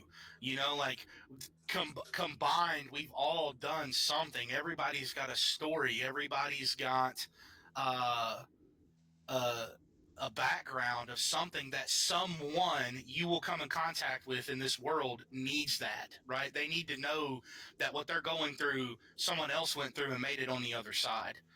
Like, it's okay that to have that bad struggle, to get the good, or it be an ugly bad struggle or a good ugly struggle, like however you want to slice that cake, and finding a healthy outlet. And I would say, like, making a connection and getting somebody through a tough spot, that satisfies my mental health, right?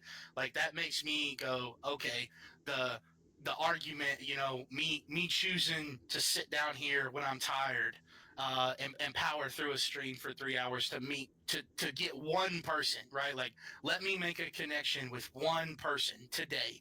Give me another one tomorrow, Lord. Give me another one 3 days from now. Like, if I can just get one person and be a light in their darkness, whatever they're going through, whatever they might be experiencing, or whatever, put a smile on their face, or just make them laugh and be like, "Yo, I thought my life was bad. That dude is on fire right now." Like, laugh at me. That's cool. I don't care. But like, I'm after getting you and flipping your perspective from negative to positive. So, I would say that that's what I use to manage my health. Games have always been a stress reliever to me. Like, that video games has always been what I've done. I used to have a pretty significant drinking habit, so I would get drunk and then play video games, and I'd get kind of toxic. But I don't do the whole heavy drinking stuff anymore, so I'm not drunk when I'm sitting here playing video games with you guys. I promise it's coffee or it's water that's in the thermoses, like, but it's, but I've been there. I've been there in those areas. So I can talk about an alcohol addiction with people. I can talk about being a functioning alcoholic. I can talk about choosing, a habit over paying the bills. I can do all of those things. You know what I mean? Like, so, and like Inspire said, like, what you do with your body and your time, like, you're gonna manifest that, and other people will see that. So you have to be a good steward of that, um, to take care of yourself, so you can try to take care of other people. Because if you lose yourself in the mission or the journey, right, you're becoming a casualty or a risk, to the mission of people, which is what I think we all do with streaming. It's about people, like, so. And the baby has woken up from her med coma, so I'm gonna mute my mic in the background. So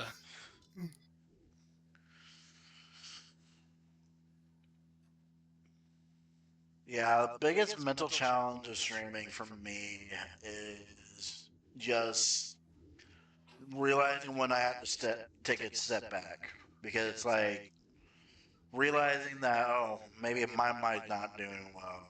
Maybe I need a setback.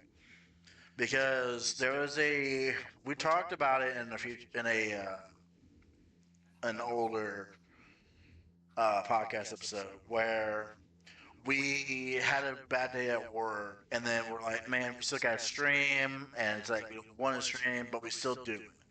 But then we bring into the IRL problems into stream, and it's just not good. It's not good. You know, people are come in here for the entertainment, for the vibe, and it's like if you're bringing in your frustrations from work into stream, it's just not it's never a good time because like that's not people want to hear. People don't want to hear about what's going on in your personal like with work or whatnot. So it's like always having to try to do that stuff is just my biggest thing is just not stepping away when I know I should sometimes. Um, just like I said earlier, I feel guilty if I miss a stream.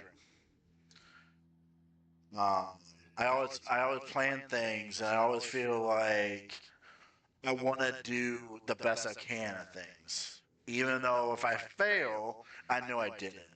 Like I was talking to my buddy, and I was like, man, I feel like I'm tackling a lot on my sleeve right now.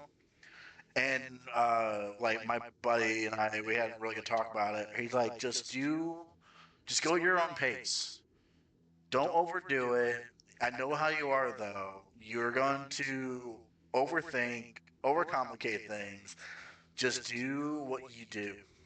Just do what you're doing now, and things will be good. And it's just like I'm talking to him. He's like, "Man, I'm overthinking about this. I'm overthinking about that." He's like, I know who you are. I've known you for 15, 20 years. It's like this is what you need to do." And he sat me down. And he's like, "I'm doing it around, going on my own rips." Like I said, after next week's podcast, I'm taking 2 weeks off of the podcast stuff to really dive into these last four, get clips out of it, get content out of it. So it's like I'm taking some time off from it and going from there with that. Bless you. Bless you, my friend. Uh, but yeah, to manage my mental health, I use this really. I use this to help me because, like I said, I use this for my distractions. But I need to realize that if I'm not feeling well, instead of streaming, focus more on watching streamers. Focus on watching my people because I know I can't be an access or I can't be the distraction I want to be because I'm not well mentally. If I can say one thing as a recommendation, Piggy, because I'm your boy and I care for you, Yeah. or anybody, man. I know a lot of us like HavocHunter. A lot of us are busy with work, life, and families. Dude, if you can go to the gym, that is the number one thing, dude. Listen. I can wait one day feeling depressed as hell. I still do. When you go to the gym, you get a good workout in, dude. And I mean, just super simple. You know, lift some weights, man, and hit that treadmill. And then like a little like for mine. So for me, I went before. I worked this morning. I went to the gym that I had this podcast this morning. I did like 45 minutes on the treadmill. I lifted weights, man, and I hit the sauna for 20 minutes, and I leave, dude. What it does to your mental health is I can't even tell you in words, bro. It changes you. So, and it's hard. Like when I first started going to the gym, like 2 years ago, dude. Like it was rough. It was rough the first couple of days. But I'm telling you, man to man, I'm telling you, get in there. It will change your life. I promise you. Even if you go a couple of days and lift, you just there's something about it. It just makes you feel proud. Just like how like we were talking about like when you're streaming, right? And like you do something like when I got my first merch, like made me proud. Yeah. You go to the gym where you decide seeing you lose weight or you're gaining muscle. And like low key, like I said, like that's how I can inspire people to go to the gym. Mm. Like I was 280, I was 282, my biggest. Now 175. Mm. And so if I could say like when you're having a rough day, like try the gym. I promise you will love it. Like you might not love it so much on the treadmill at first. I promise you. But like for me, and like dude, and the thing is with technology now, like the treadmills, they have YouTube on the fucking screen. I noticed You that. put your Yeah. headphones in. Yeah, I'm watching Call of Duty while I'm on the treadmill. Like like it's super easy. You can whatever, bring your freaking switch there or whatever, and just and do your thing there. Like it's just I don't know. Like I said, like everyone has different opinions and views. But I'm just speaking for myself, man. Like I could be having a rough day. I could wake up feeling depressed, and once I go to the gym, get a good workout, and I leave there and I just forget all about my problems. Mm. So that's just a recommendation. Try it out. Right. I do a lot of like just diving into like music. Music a big outsource for me. Hell yeah. Um, I have a bad day and I'll just type in this playlist and then boom, or I have my own mental health playlist that I just listen through and I just listen to the words. Because I found a lot of bands that talk about mental health that I have in a playlist. I just jam out to that and just all their songs just hit at least something. And it's just like that, or I know I outsource the people to go to and just talk. And like I said, the one that I was talking about earlier, he's all like, "This is what you need to do. I know you. You know, just don't overdo it. Just go at your pace, and everything will be fine." And just like I think it's in my mind, I overthink, and I just want things to be perfect. You know, like this podcast, I want it to be perfect. Um, I want things to go the way I plan it, and it's like if it's not or this, it's like stuff like that bothers me. And we're always our biggest critique as well. I can relate to that. I like when I had my tournament. When I had my tournament last week, dude. Like there was a kind of a problem that happened, and basically, there was an issue with like a rule, Mm. and we kind of talked about it, and it kind of wasn't talked about, and basically, the teams started playing first round of the game, and there was a rule that I kind of fumbled. That wasn't the big that's because or when you're organizing these things, I have 16 players. I'm doing intros. I'm doing all this stuff, and the two what ended up happening is people got upset. Mm. And then I felt bad for myself. Then I got upset, because I'm like, damn, like I'm like I wanted this to be perfect, just like you. But the thing is, we're not perfect. Right. Like no one's perfect, man. We're all gonna make mistakes, Mm. and that's one thing that you have to realize. You're only human. There's no book of life. There's no how can I be a perfect human for dummies book. If so, I would have bought six. I would have. Like there isn't. There's no. We're all gonna fall short of God's glory. That's just the fact. But I mean, but my intention. What was my intention? My intention was to raise money for charities. So who gives a fuck about a rule for a game? But like what we're doing is way bigger than this.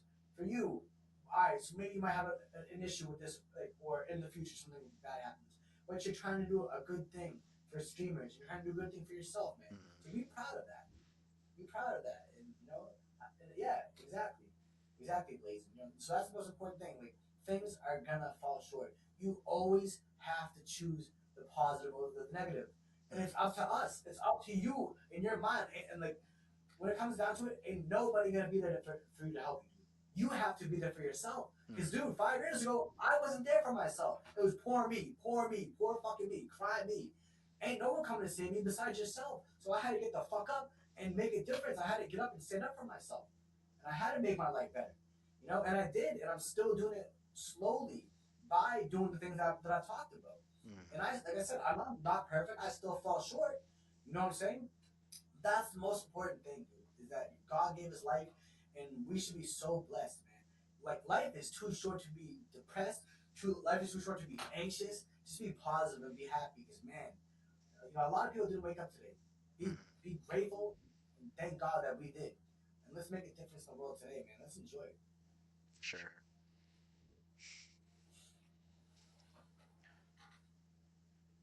So with IRL stuff, how do you balance IRL a relationship with just family or whatnot, or significant others, or having a lot like kids or whatever, and streaming life? How do you balance all those on a daily basis? When we go first again, Havoc, I feel like I just keep yapping. No, I'll take this one because the baby's upset first, and then we'll kind of let you go. You'll get to go two in a row, I guess, and then I need to go help the wife, and this is gonna actually play into this kind of answer to the question. So, um,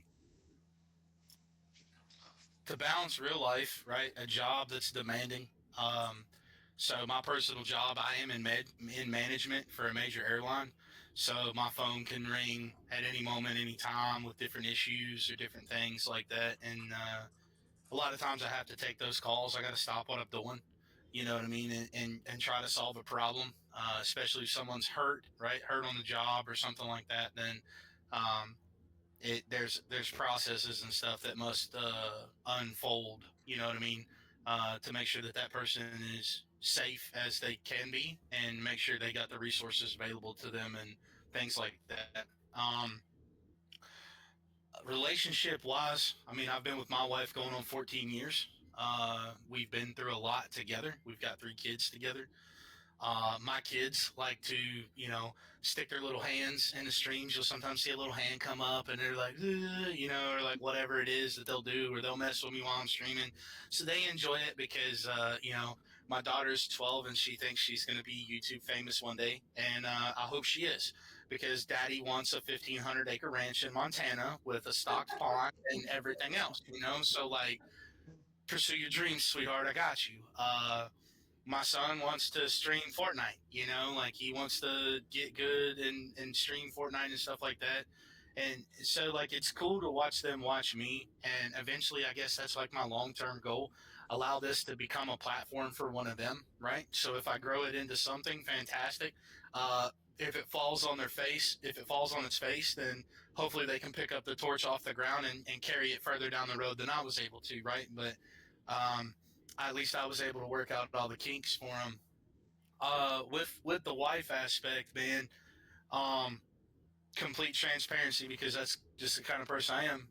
We've had some arguments over this. You know, we've had arguments over streaming because, you know, maybe she wanted me to come to bed and just sit in the bed and talk, you know, because she hasn't really been able to talk because I worked out of town 4 days this week. And um, you know, the first thing I do after I get home and shower and eat dinner is everybody else gets ready for bed. We put the kids to bed, and I come in here and hop on the game. You know, like because I've set a schedule or something that I got to maintain, um, or like when she's wanting to do something, I'm like, hey, you know, I'm playing games or something like that. Like those real life situations have arose, right, and they've caused conflict. Because I'm like, nah, like I'm taking my time, you know, or I don't want to do that. I'm going to do this, you know, or I gave my word to somebody and I'm honoring that word because I said we're playing today, you know, like, so there has been those moments over those 14 years, you know, um, but my streaming journey's only been about a year. So like it's happened in that year, you know, but we're mature enough and with each other, right? That we can sit and have those hard conversations. Like, what about this frustrates you, babe? You know, like talk to me. Um, what can I do that still accomplishes what I want to accomplish, but also what you need of me, kind of thing. Um, Obviously, like this is a unique situation tonight because like my entire house has the flu, right? So like the baby's pissed um, constantly. You know, like she's no naps or she's napping and she wakes up and she's mad, and then like things in the house like taking care of four people is no easy feat. That gives me a whole different respect for my wife and what she does when I'm not at home, when I'm out of town working, right? Like that gives me a whole nother refound respect for her because I've lost sight of what she truly does until she's gone out of commission. You know what I mean? So it's a lot on me. Like I worked this morning and I did some dishes and some laundry before this evening, and I'm gonna make dinner. It'll be a late dinner, but I'm making steak Alfredo for dinner. Because I don't want her to stress that. So it's different things that have come into light, or not into light, and being able to talk through those, right? It is a compromise, right?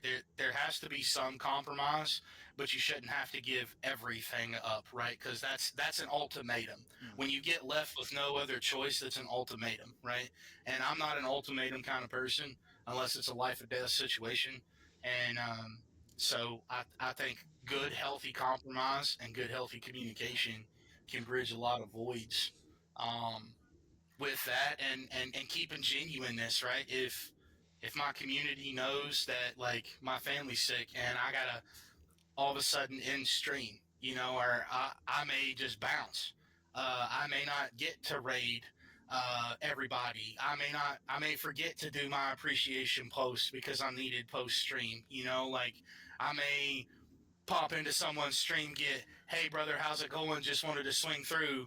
And then when they're responding to me, I've already set my phone down because I'm across the house. You know what I mean? Like, and I'm doing something with the kids or something with the animals, or, like something could have happened. So it's, it's not allowing yourself to be mentally defeated with whatever derails what you're trying to do, but just picking it back up where you can, right? Don't leave the torch burning in the ground. Pick it up and move it, even if it's one step, 5 steps, whatever you can do. Always make progress. Always stay moving forward. Small steps leads to a healthy walking pace, leads to a healthy run. You know what I mean? And then before you know it, you're running, and what's going to stop you? Like, so whether you're in the middle, in the beginning, or the end of that spectrum, it doesn't matter. The biggest thing that all three locations in that spectrum can benefit from is not quitting, like, or not giving up, or not wanting to just stop and throw their hands up and be like, well, I did the best I could, like, but be prideful in the best that you can. If that's the best that you have, go to sleep at night with your head held high because you gave everything you had towards whatever it was. If it, whatever that balance looks like for you, everybody's different. If you give 100% to it and you don't cheat any one of the sides of the scale, you've done the best you can. At the end of the day, we're all human, right? Trying to juggle a masquerade of balls, like, and figure out where each one goes properly. So, um, that's how I look at that stuff, is juggle what you can juggle, and what has to hit the ground, let it hit the ground. Pick it up later. What's up, Blazing? Good to see you, buddy. I'm going to step away for a second. You're good. I was not gonna ask about Tim right now, man. I think you got me on this one, bro. Oh, fuck. I don't even know what the question was, man. He just stared at me like, oh, man, that was so good. Nah, he was, that's very true. I mean, I'm a little, my life seems a little bit more, less hectic than HavocHunters because I'm single with no kids. But I mean, how do I manage IRL versus streaming? I mean, kind of like what we said is IRL before URL. I have to make sure that that I'm good before I come on stream. And I've even said before that there's sometimes once in a while where I do come on stream and I'm not the most happiest positive person. And there's times I'm like, damn, I probably shouldn't have went live. Like I wasn't the best. Then other times I'm streamed again and I've apologized. And listen, I kind of like what you said, Biggie. It's like I don't want to let my viewers down. Yeah. I want to go live for them, but I probably just been better off just apologizing, cancel my stream, and focusing on my mental health and myself and going to bed. But I mean, first comes first is just work. I gotta work to pay the bills, so I mean, I miss streaming full time, man. I do. But I mean, I'm in such a better place now, mentally, spiritually, financially. You know, I have a job that I love. I got a new job about 4 months ago. I work in a scratch kitchen. Uh, I work with a guy that's basically a chef. This guy has taught me. We don't even have a microwave in this kitchen. I'm talking everything's locally sourced, imported. I learned. I literally make stuff out of a recipe book, out of a cookbook. You know, a lot of restaurants nowadays don't do that. Most restaurants nowadays that you go to just take shit out of a bag and pour it into a fryer. Yeah, Mm-hmm. for me, I'm lucky. I'm blessed. You know, like we don't do that. So I love my new job, and I'm blessed that God blessed me with this path. Um, but go back to the question is, I just have to make sure that I go to work. Work comes first. Then after work, comes going to the gym. That's unfortunately as much as I love gaming, that's what comes first. Work has to come first, and the gym has to come first, and I have to come first. I feel like a lot of us will understand this, man, and a lot of us, might relate to this. Is you can't put streaming first. I'm sorry to tell you, it might break somebody's heart in here, but you can't. You cannot put streaming first. You gotta put work first. You gotta put the gym first. You gotta put yourself first. You gotta put your family first. You gotta put your friends first. Streaming comes last. Streaming, as much as I love it, and a lot of us love it, we love gaming, man. You can't use streaming and gaming too much as a distraction because then you're gonna forget what reality really what reality really is and what life really is. You can't just sit behind a screen all day every day. You gotta enjoy life. God made this beautiful world for us to travel, to explore, to enjoy, to meet others, to have fun. You know, so I mean, go out, like I said, stream, have fun, play games, inspire people. You know what I'm saying? It's true. But don't get too caught up. Don't get too caught up in this, in this reality. Social media and streaming, man. There's a lot of evil to this shit. There's a lot of fake shit to this to streaming and just music and media and money. All that stuff. There's a lot of greed. So make sure you're taking care of yourself first in IRL in real life. Make sure your real life is good. And then when you have time after everything, then stream, then game. I promise you, like I've been on both sides of this argument. Like I said earlier, BigE. I did stream. I streamed 12, 13, 15 hours a day for every day for 2, 3 years. And I'll be honest, I regret it, dude, because I wasted a lot of time. I wasted a lot of energy. I wasted a lot of with you know like I said, time. Now it's like I feel like my life is more even now. I'm working the time. I'm going to the gym. I'm doing what I have to do, and then whatever extra time I have, I'm using to stream, to game, to do tournaments, to be on podcasts like I am. But seriously, guys, I'm serious. IRL before URL. Take care of yourself. Sure. Yeah. Are we on? Are we on to the next question? Sorry, I Not just yet. got back. Not yet. We're just finishing up. Cool, cool, cool, cool. Yeah, I was yapping. My bad, twin. No, you're good, bro. Hey, man, I'm good. All I was good. yapping. I was yapping. I'm telling the Canadians their weather is drunk in my yard. Come get it. Like, it's snowing out here in coastal North Carolina, bro. It's almost worse. It's almost as worse as the Maple Leafs. Oh, my bad. My bad. Ooh. Ooh. My bad. Yeah, I said it. Yeah, my bad. Yeah, the Canadians. I actually have an emoji for that. A hockey team. So we all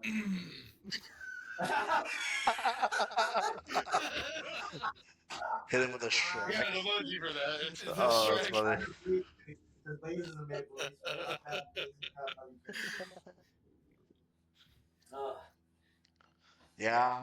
Uh, That's pretty much how I've been the last at least 2 weeks now. I haven't streamed rarely, mostly because just the energy wasn't there. Um, I wouldn't want to force anything. Um, in these last 2 weeks, I've felt better coming into like say today's podcast than if I would have forced myself to stream this past week. Um, just exhaustion, not just because of like um, overdoing on streams. It's more of the weather. work has been taking Yeah. longer shifts lately. So it's like trying to balance the new schedule at work and the weather and um, slowly getting back into streaming and going from there. But yeah, lately this year I'm really taking on me before streaming, which is something I haven't done in pretty much the 2 years I've been doing this. It's like my main focus is streaming, doing this for you guys. Well, not just for you guys, but I want to do this. I don't want to stop, but now it's to the point where it's like there's times that you got to step away, and it's okay to step away. I think my biggest fear of stepping away is coming back, and some people don't come back. Now it's just like, you know what? Those that are there for you will continue to support you, and people come and go, and that's the Yeah. true thing about streaming is people will come and go, and it just you just gotta look on towards the future and just enjoy life. Because really, that's it. Life in general is all we have, and if Appreciate that follow. a W follows. But Yes. my thing as well that I'm starting to learn is that I need to enjoy life more and not just focus on what I want to do, what I need to do. Hey, thanks for the follow. So now, if you can go back and talk to yourself on your first day of streaming, what would you say to yourself? You're up first, Inspirez. Be careful who you trust. Oh, that's a good That's gonna one. sound harsh, bro. But these people, a lot of people that you meet on stream, they're not your friends, dude. And I don't want to sound harsh. There's a lot of people that I've met that are my brothers that I'm bad for. And there's a lot of people who are very like, have a lot of deception going on. A lot of people who are not who they say they are. You have to remember, bro. This shit is all you don't know who people really are behind the camera or behind their Twitch stream. You don't know who they really are. Just be careful. Sometimes people's motives are evil. You know. So I just say, just be careful. Be careful who you trust. Um, Protect yourself. Be smart. Um, yeah, that's just like a big one for me. You know, kind of going back to what we said earlier. Uh, just this world is very messed up, and there's a lot of people who will come off as your friend, especially I feel like when it comes to streaming. A lot of people are just there for like. One thing I've noticed is once I'll see people that come to my people that come to my stream only when they start streaming again.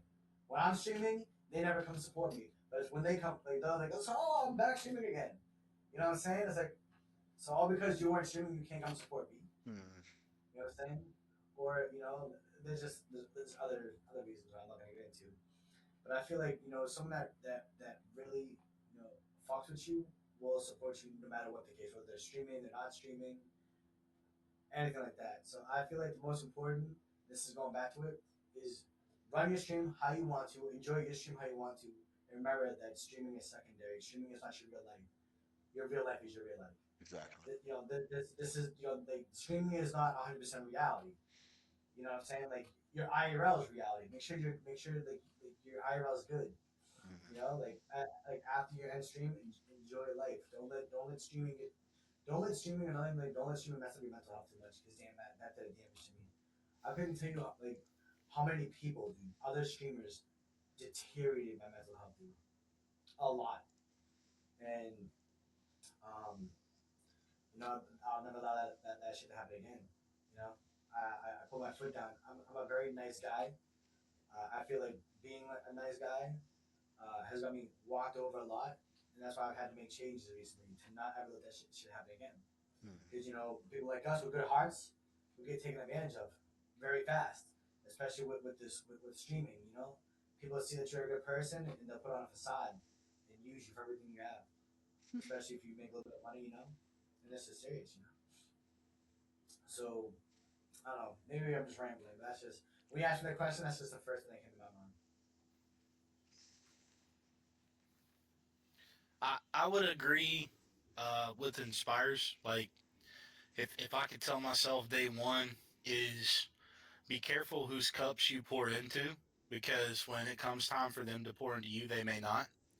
Or uh, the support can be very one-sided, right? Like if you show up to people, like I'm not going to name drop people, but there's been streams that I've been into, right, where like I'm like, hey, how's it going, blah blah blah, and I get completely passed over, and it's like, hold on, man, like I try to be generous if and when I've got spare money to be generous, right? Like I try to come in and drop a biddy or drop a sub or something like that. But you know, back to like the earlier mentioned, like times are tough for everybody, and cost of living is just increasing across the board, right? So if if all I can give you is my time, right, I hold my time valuable, right? Like from a financial standpoint, because I know what my job pays me an hour. My job sees me worth X amount of dollars an hour, So if if I'm giving you my time and I'm sacrificing that time with my family to spend it with you, I expect to at least be seen, right? Like I that's just common courtesy, like say hi to me, say what's up. Um, if my real life dictates me away from you, like I may not see that reaction back. Like if I pop into your stream and I say what's up, or I hit a check in or something like that, like I may not see your reaction back. But then when I come back and I start chatting again, if I'm just completely looked over when I start chatting again, it's one of those things where it's like, okay, like did they really even notice me earlier when I said, "Hey, man, how you doing?" or whatever the case may be. Right. Now, there are streamers that do struggle with the balance of a large chat flowing and things like that. Like that's just having a little bit of grace, right? Like if if you've got 100 people in your chat chatting, I may not necessarily get seen. Like I understand that, right? Like I understand that in this platform. But like if I talk to you in a Discord, or I talk to you outside of Discord, or I do a deal with you or something like that, like we're bonding on an outside of the platform situation, So like I take that relationship a little bit differently than I would if it was just this kind of arena that we're only associating. So I would say that pouring into those that pour into you is a big one. Being good stewards of those people.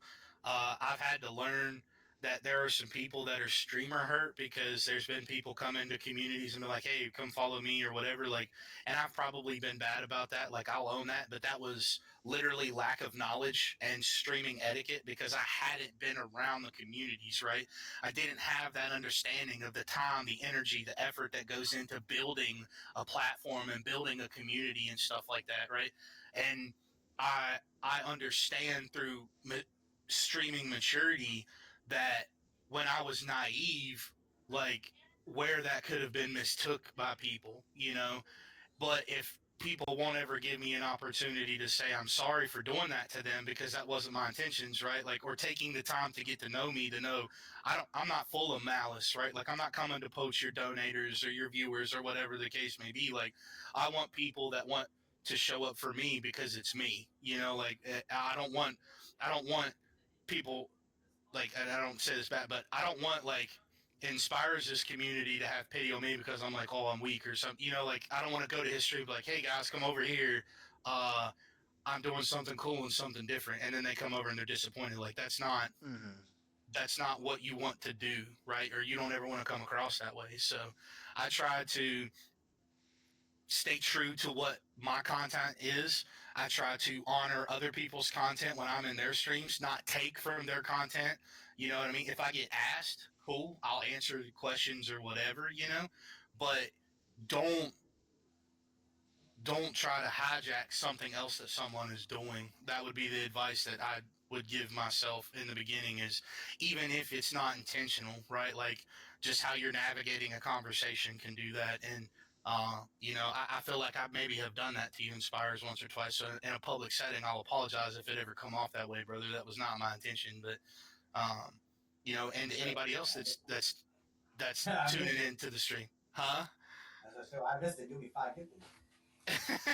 Oh yeah, That's but yeah, like I mean, and being mindful of the communities you join, right? Like, there are people that don't put rubber to road. They don't act upon the words or the promises that they deliver.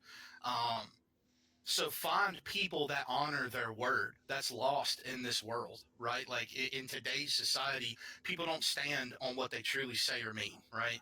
And so if you're not going to do that, at anybody can be a keyboard warrior. Anybody can make a promise over the internet. Anybody can do any of that stuff, right? But the real ones are going to put rubber to road when the time comes. And the real ones are going to show up in the dark when they're needed. You know what I mean? So that is, have discernment to know and understand and pour into those cups, because when you need poured back into, you need to know who's going to show up in your corner. I agree. Nah, I definitely agree with that because as much as I can say be careful, I can say I can like name like homies like my boy Jeesh and iPlay, but like iPlay specifically this dude when I was like 6 months ago when I lost my job and I was dating and online dating that shit put me through a fucking spiral, dude. I mean like that shit really fucked me up, man.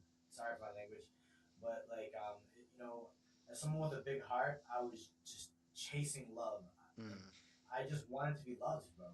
I was raised to be a gentleman and to really love a woman, and I feel like man, I was just trying my best, and it seemed like no matter what I did, just these women weren't good enough. And bro, I feel bad for iPlay. I couldn't tell you how many times I call this dude every day for dating him. I said, iPlay, this is going this way, this is going that way. I swear to God, he would tell you, dude. This dude answered the phone every fucking time, dude.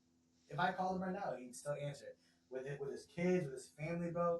This is someone I met on stream. So not only like obviously be careful who you trust, but dude, there are amazing, genuine people I've met like Blazin. I got to meet Blazin, IRL, in Canada at Champs, and we walked around Walmart and we were fucking having a great time. And dude, if I need him, I could reach out to him, and I know he'll be there for me. And like so, that's one thing I am grateful for as well. You have to be careful who you trust, but man, you will meet some amazing brothers down the road as well. Fair. Don't let a old little like redneck country term would be, don't let a couple bad apples spoil the basket. There's still good apples in the basket. Yeah, just gotta throw the bad ones out, right? Yeah. Facts. Feed them to the hogs.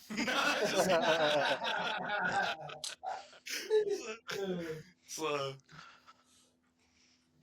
I like what Ragnar said in chat. He said, "Be careful on the kind of community you join that stream team that you're not getting suckered into." I like that one because, like, you really got to be careful on who you surround yourselves with, especially when it comes to joining Discord servers. You want to be cautious of who you get sucked into, or you got to be careful on who you let yourself be around. Because some people may not be for you. Some people may use you to get ahead. So you want to be careful on who you can trust. don't become so something. I was gonna say something my grandfather used to tell me before he passed away was, and I still apply this in adult life. I think everybody should, right? Is when you're writing your story and your book of life, never let another man hold the pen. Ooh, I like that. I say that with myself actually. Well, kind of Yeah. somewhat similar. Like But you have a pen. You write your own story, man. You can't write exactly, yeah. Never let somebody else hold your pen to tell your story from their perspective, because they're never going to get it right. I love that. They're never going to include the details that you want included, or you know what I mean. That's something that he always, every Sunday dinner, man, at his house, he'd sit at the head of the table, and after he did like an opening prayer over the meal and stuff like that. When I was 5 years old, man, till he died when I was 12, you know, like that was something he echoed for, and it still echoes with me 22 years later. You know what I mean? So let that be some advice for somebody. Somebody maybe needed to hear that tonight, right? So Mm, That's what the beauty of Uncle this. Tug, That's what the beauty of the Uncle Tug's podcast got you. is. That's what the beauty of this podcast is as well. Is that we get all this that we've learned over the years. We get to use that, bring it into these podcast episodes for people to hear from other streamers of their experience and any of their advice that they've learned along the way that they get to talk about. And hopefully, someone's learning from these episodes, from you guys. And I think that's the beauty of doing this every so and so weekends, where it's always I get two different people together. We do this. It's always two different mindsets, and I just love it. And yeah, I just love that. I love all the people answering in chat always. I love that. Getting feedback. Um, being able to sit here and do this every so and so time, it's great to do. And hopefully this is changing people. Hopefully this is giving people an insight of what streaming is about for those that don't stream. Because a lot of people are just supporters, Yeah. and hopefully this helps them learn what we deal with outside of streaming. And it also like it it busts open the curtain, right? Like it busts open the curtain. Like it's okay to be vulnerable. Exactly. If you are our people, right? If you are our community, Mm-hmm.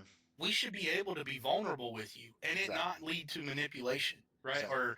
Or the using of your vulnerability to gain a higher status or something like that, right? Like this just goes to show everyone that supports whoever, Mm-hmm. right? Like if your creators, if the people you choose to spend your time with are willing to be open and vulnerable and transparent with you, right? Like that's what we can bond on that. We can maybe restore hope that there's not genuine people in the world to you guys, like, or there's whatever it can be. But we're struggling. We struggle through stuff too. It's not just smiles, good times, laughs, and GGs.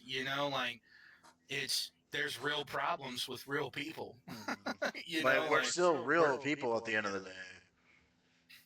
yeah, So we all we're not have like our battles in our own minds. We all have our personal demons. We all have this and that we face.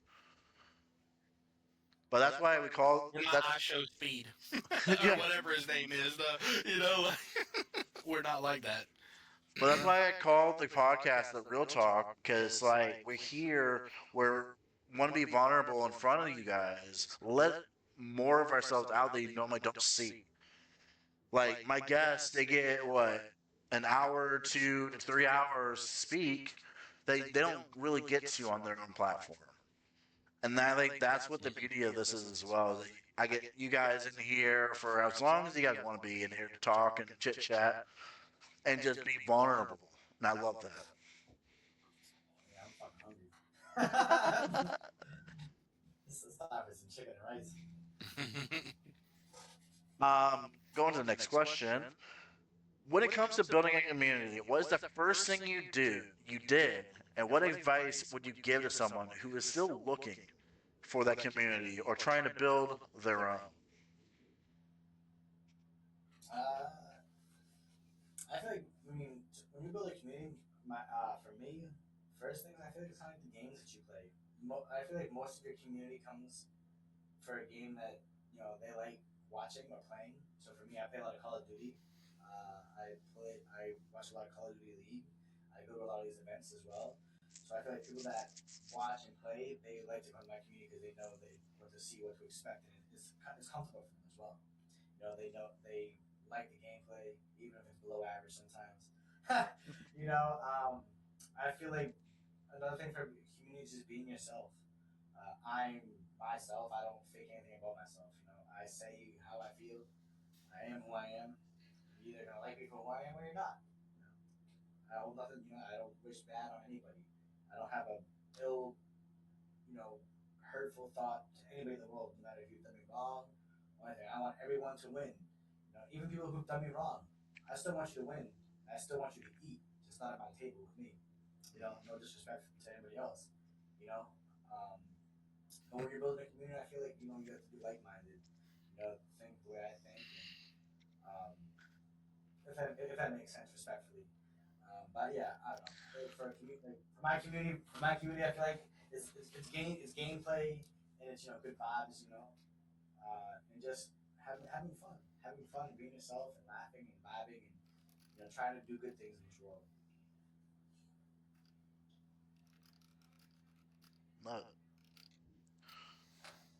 No. Um, the first thing that I did was go to friends that I knew were streaming already, and um, people that I had made friends with that were gaming. And I would say I they invested time in me. One guy, it used to be Clonks was his name, but now it's like Jason's Bad or something like that, because he changed his name. But he does a lot of sports streaming, and it's a dude that I used to play a lot of Call of Duty with and Z League tournaments with. Like that was how we bonded. Um, but you know, it's okay to ask for help would be the biggest advice that I could give. You want to handle Hang that? on, I can take the this. babe. You can handle it. You can handle that. Um, I don't know I, who you are. I, yeah. So you're the baby, but I would say that be be honest with yourself and ask tough questions to people that you trust to get tough answers from. That aren't going to sugarcoat it, that'll shoot you straight and then help you, right? When you're like, hey, man, show me this. Find those people that will do that. Um, they are out there, right? And sometimes it'll be someone from your community. Sometimes it might be a random stranger that all you've done is play Call of Duty with for the last 8 years. You know what I'm saying? So it could be anywhere on the spectrum of that space. But do that. And if you are trying to build something of your own, be patient with yourself. Be patient with the journey and don't get discouraged because it's an uphill battle from day one. Um, and you signed up for it. So like it's one of those things like it comes with the territory. You know what I mean? Like that struggle comes with the territory. It comes with the adventure of this space. It comes with having to make relationships if you may not be an extroverted person. If you're an introverted person, you're going to struggle in the streaming world because you have to be extroverted. You know what I mean? Like you have to find those qualities in yourself and be honest with yourself and be like, I signed up for this and I can do this and I'm going to stay motivated. And when I get low on the tank, I'm going to find a friend or find a fellow streamer or find somebody that I've been playing with and get it, the wind back in my sails, so to speak, and stay true to the path that I'm putting myself and my platform on. Would be how I'd answer it.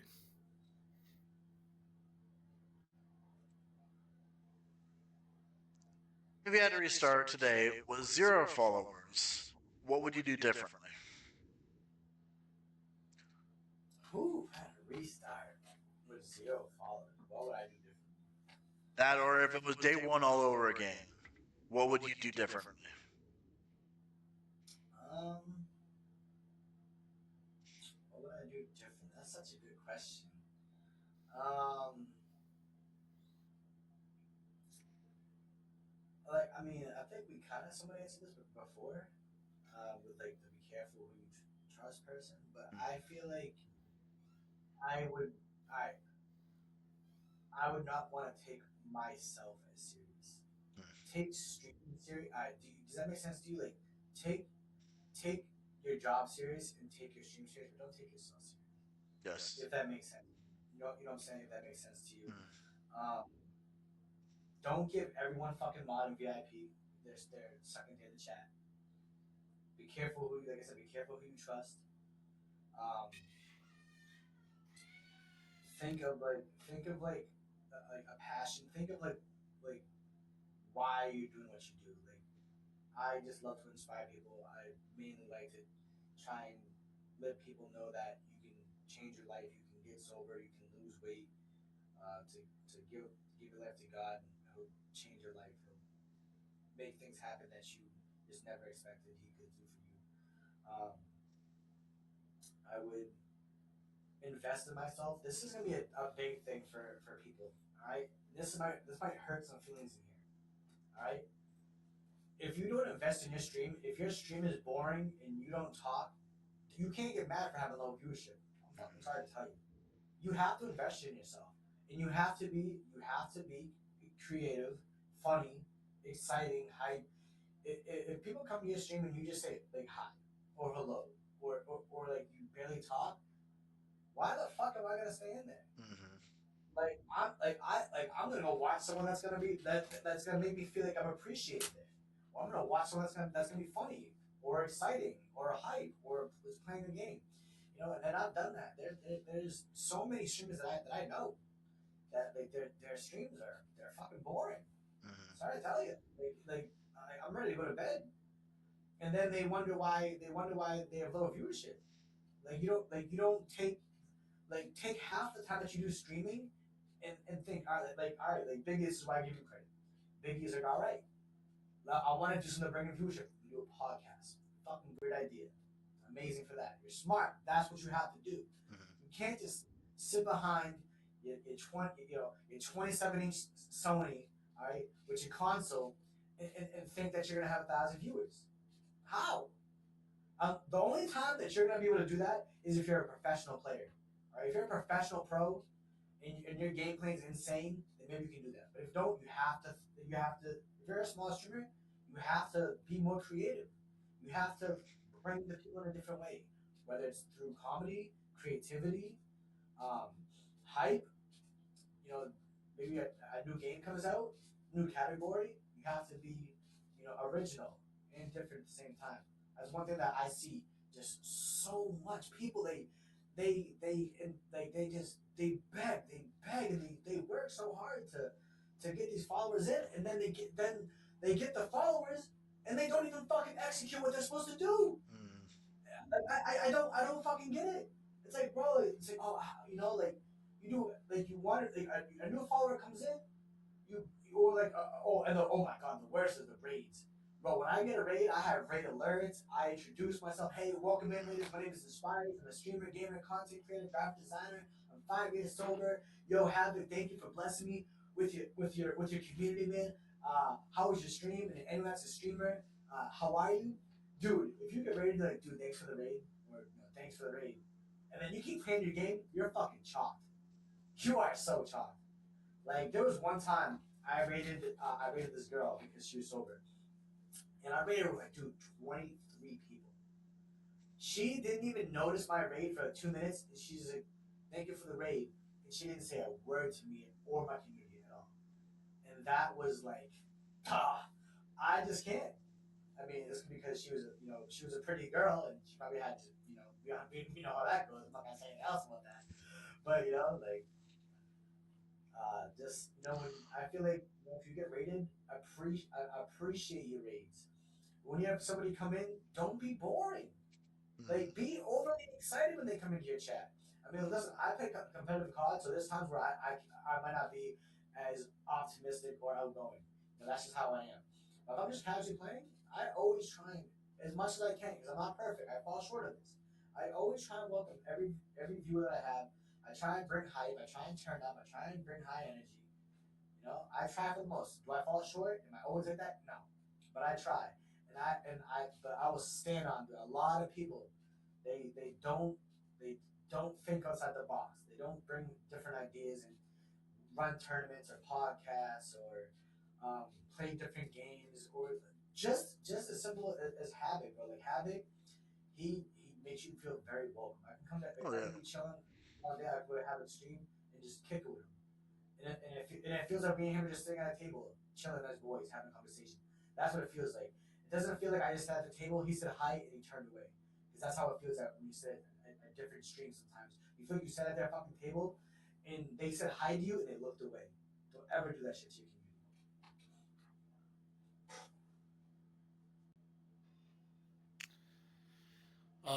My answer is going to be a little different, but I'm also going to touch a couple other aspects. If I had to restart today with 0 followers, what would I do differently? One, I would take the time to become more computer savvy. I slung shot myself so fast into the fire, dude. And I mean, if you know anything about me, I could be a bull in a china shop sometimes, especially when I'm coming into new things. And I didn't know OBS. I didn't know Twitch. I didn't know Steam. I didn't know any of that, dude. I was a console, Xbox, diehard, sit in my freaking recliner and prop my feet up and drink beer player. You know what I'm saying? So I would definitely say, like, I would take the time to get off the ground appropriately. And educated about what the tools are at my disposal, because I just recently got a stream deck for myself, right? There's people that probably had one day one. If you see, there's a lot of empty space on the buttons because I don't know. Holy smokes! Like I, I don't know what all this thing can quite do just yet. You know what I'm saying? Like I'm learning.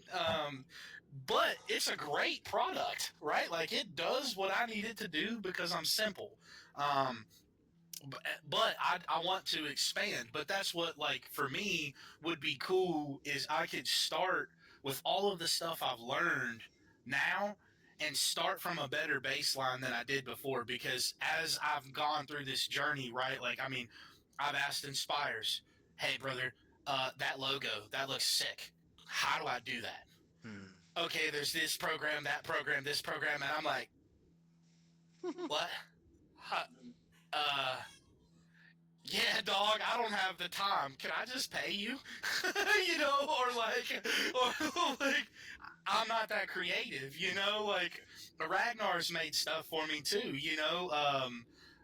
I've stolen Zero Horizon emotes from Chew, you know? Like, I've done different things, like, because I'm like, I don't have that, I don't have that. Granted, they were like free, right? Like they were for everybody. So if you Yeah. didn't steal them when you had the opportunity, that's on you. But I took the chance, you know, like um, because I don't have that ability, right? Like, and I'm honest with myself. I don't have that knowledge of how to do that.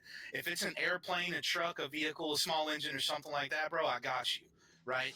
But when it comes to technology and the fine workings of those things, the videos, the editing, the graphics designing, all that stuff, I'm weak. I'd much rather kick you some money, and if you have the patience to sit with me in my ADHD and my squirrel that's in my brain long enough to teach me, like I'll soak it up. You'll only have to teach me once. But a lot of times, like schedule conflicts don't really meet that. You know what I'm saying? So if someone is willing to take the time to do that for you, whatever that may be patient with the timeline. You know, like and I like and Inspirez made me some stuff, and he got busy, he traveled, he was doing some stuff like that, and I was just like, hey bro, like I get it, you're doing you is cool. I just want to make sure like I'm just following up, that's all. And you know, like don't also try not to be overbearing, because sometimes like that over communicating can make people think that you're just like, yo bro, quit being a thorn in my side, you know, like. And Not my ass, bro. I'm busy. I'm just kidding. yeah. I'm over here trying to find me a girlfriend, you know, like in the Bahamas or wherever you were on the beach, you know. As the Aruba, yeah. Yeah, so, you know, like, but you know, and And that's the other thing is it's like make sure, right, like the people that you interact with and the things that you do, they know enough and understand enough about you to one, not be offended, right, like, and or misconstrue something, or there's good enough communication that like they're comfortable.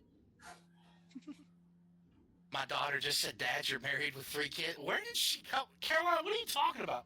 I'm not talking about me. I'm talking about somebody else. Get out the stream.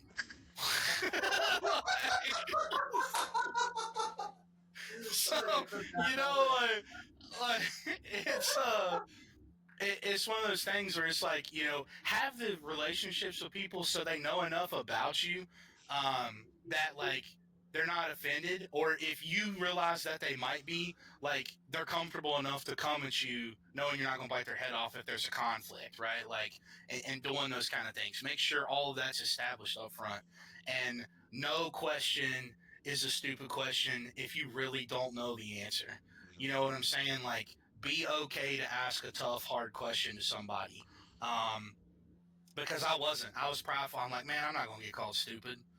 Like I work on a $50 million airplane. Like I'm not gonna get called dumb. Like because I'm not dumb, but I'm I can't think of the word.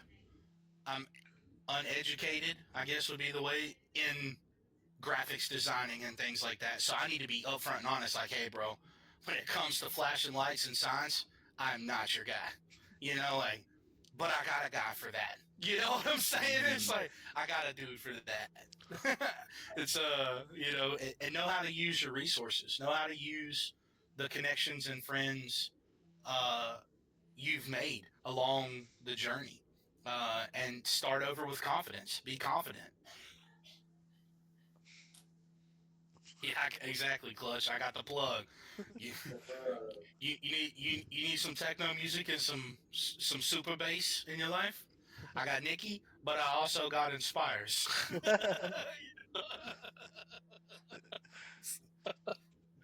That is a Nicki Minaj song, ain't it? Right or no?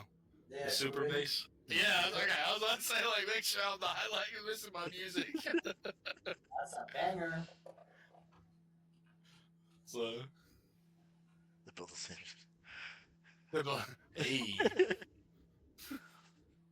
Yeah, mine would just learn more of like the outside of streaming. Um, when I first started, I just thought just go live and go from there. Like I didn't know about networking. I didn't know about this. Um, I didn't really have a layout when I first started. Um, but also use the tools that you are given.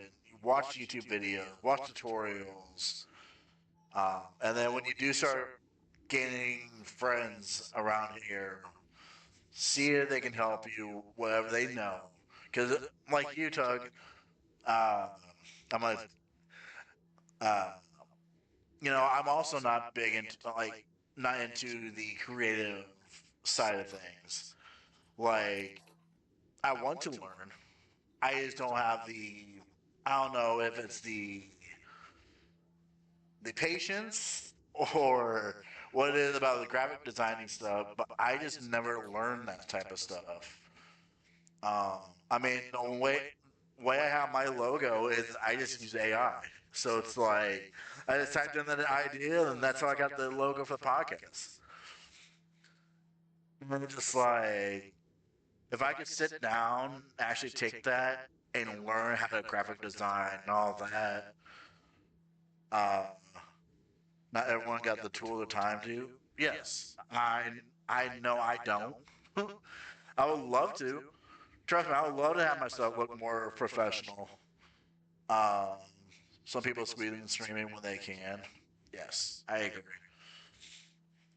But it just taking time and just learn the outside of streaming more than just going live. Would be my when it comes to if I had to restart, just learn more of the aspect of streaming. It wasn't until when I found XL that there's stats involved. Like I didn't know any of that. So the 3 months I was streaming, I didn't know anything about stats or viewerships. I didn't know about how to make affiliate. I didn't know any of that. You know, I didn't know anything about numbers wise. So it's like learn that stuff before you put more into the effort of streaming is what I would do differently. Now going to that, what tips do you wish you did know sooner as a streamer? Add into what we just talked about. What tips do I wish I knew? Yeah, probably kind of like touch on what Havoc said, like learning about like stream decks and soundboards. Like shout out to my graphic designer duo Ragnar, bro. Me and Rag, right? Man, this dude Ragnar, he's so smart when it comes to like just stream stuff in general with OBS and like Memora and stuff like that. And like I don't know if it'll work. Like when I do like filters, I don't know if this will work. Like you know like how I'm able to like I can't how I'm able to like change like my video camera to do like the lights and all that stuff, dude. It's just stuff that I've researched. Just going to YouTube and typing in how to make my stream look better. And then they basically then those who don't know, you can literally go to OBS right now, and they have so many plugins that you can just use to make it to have your camera change colors, to have like multi-view, to have you can do like old school retro, like I can have my body do the matrix. There's so much stuff that that's out there that you can use and utilize to make your stream look better, to make it more exciting with games that have stream avatars where when people come into your stream, they can choose an avatar, whether they can be like a little Goku character or a Pokemon and stuff like that. So I feel like one thing that I could tell like a person that's new to streaming is really utilize the stuff that's out there, because there's so much out there that can really bring in more viewers, and not only just bring them in but make them want to stay and enjoy the stream as long as they can.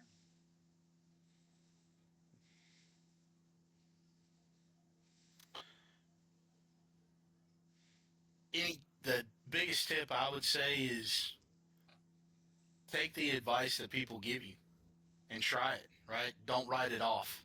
Don't be like, nah, man, that ain't for me, or that's not gonna work for me because I don't have 13 people in my stream consistently, and I don't have 10,000 followers or what. Like that's stuff that they've learned to capture that audience. So don't write it off. Always utilize that because that's advice given out of experience. I'm gonna use a thing between me and the King Ragnar also is this man has been on me to use chatbot, like or streamer bot or something, and I have yet to take the King Ragnar streamer bot class. But I want to because if you've ever made a King Ragnar stream, what that program can do is freaking awesome. If you know how to set it up and know how to utilize that tool, right? So tapping back to like starting over and what would you do differently and things like that, like knowing and understanding there's so many options, there's so many resources that are out there.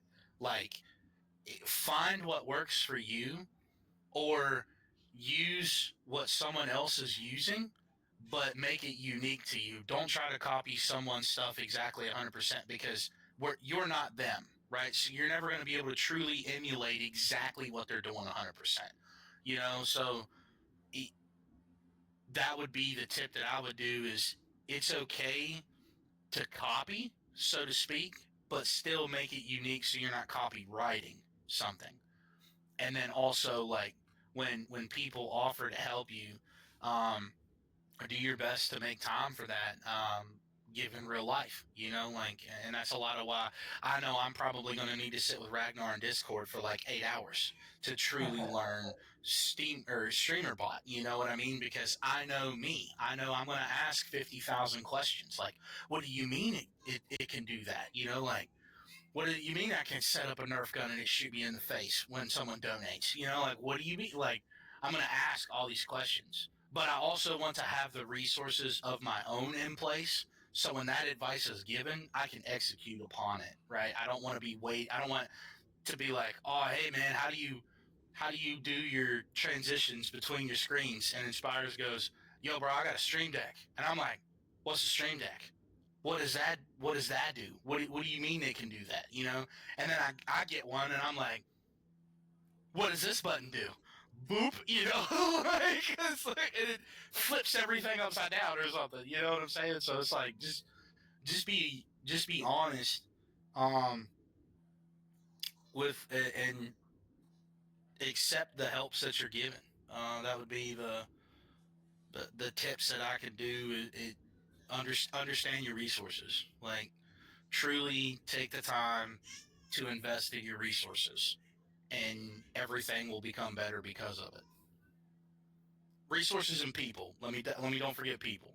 Invest in your resources and invest in the people, because people are an investment too, right? Having a good network of experience to lean upon with questions and answers and get good, valuable information. That's critical.